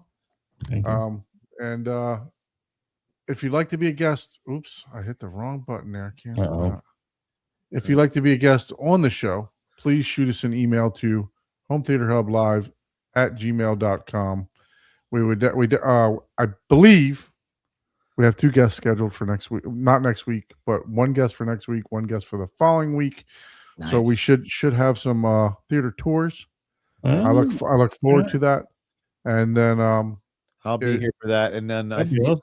so would you possibly be available one other night next week besides Thursday night, maybe to do a quick shot on my channel? yeah, absolutely. All right, that may happen. I've got Michael Stevens next week myself, so I'm gonna. Awesome. nice. Awesome. Turn Yeah, up, We're David. pulling, pulling in the big dogs. Yeah, no, I yeah.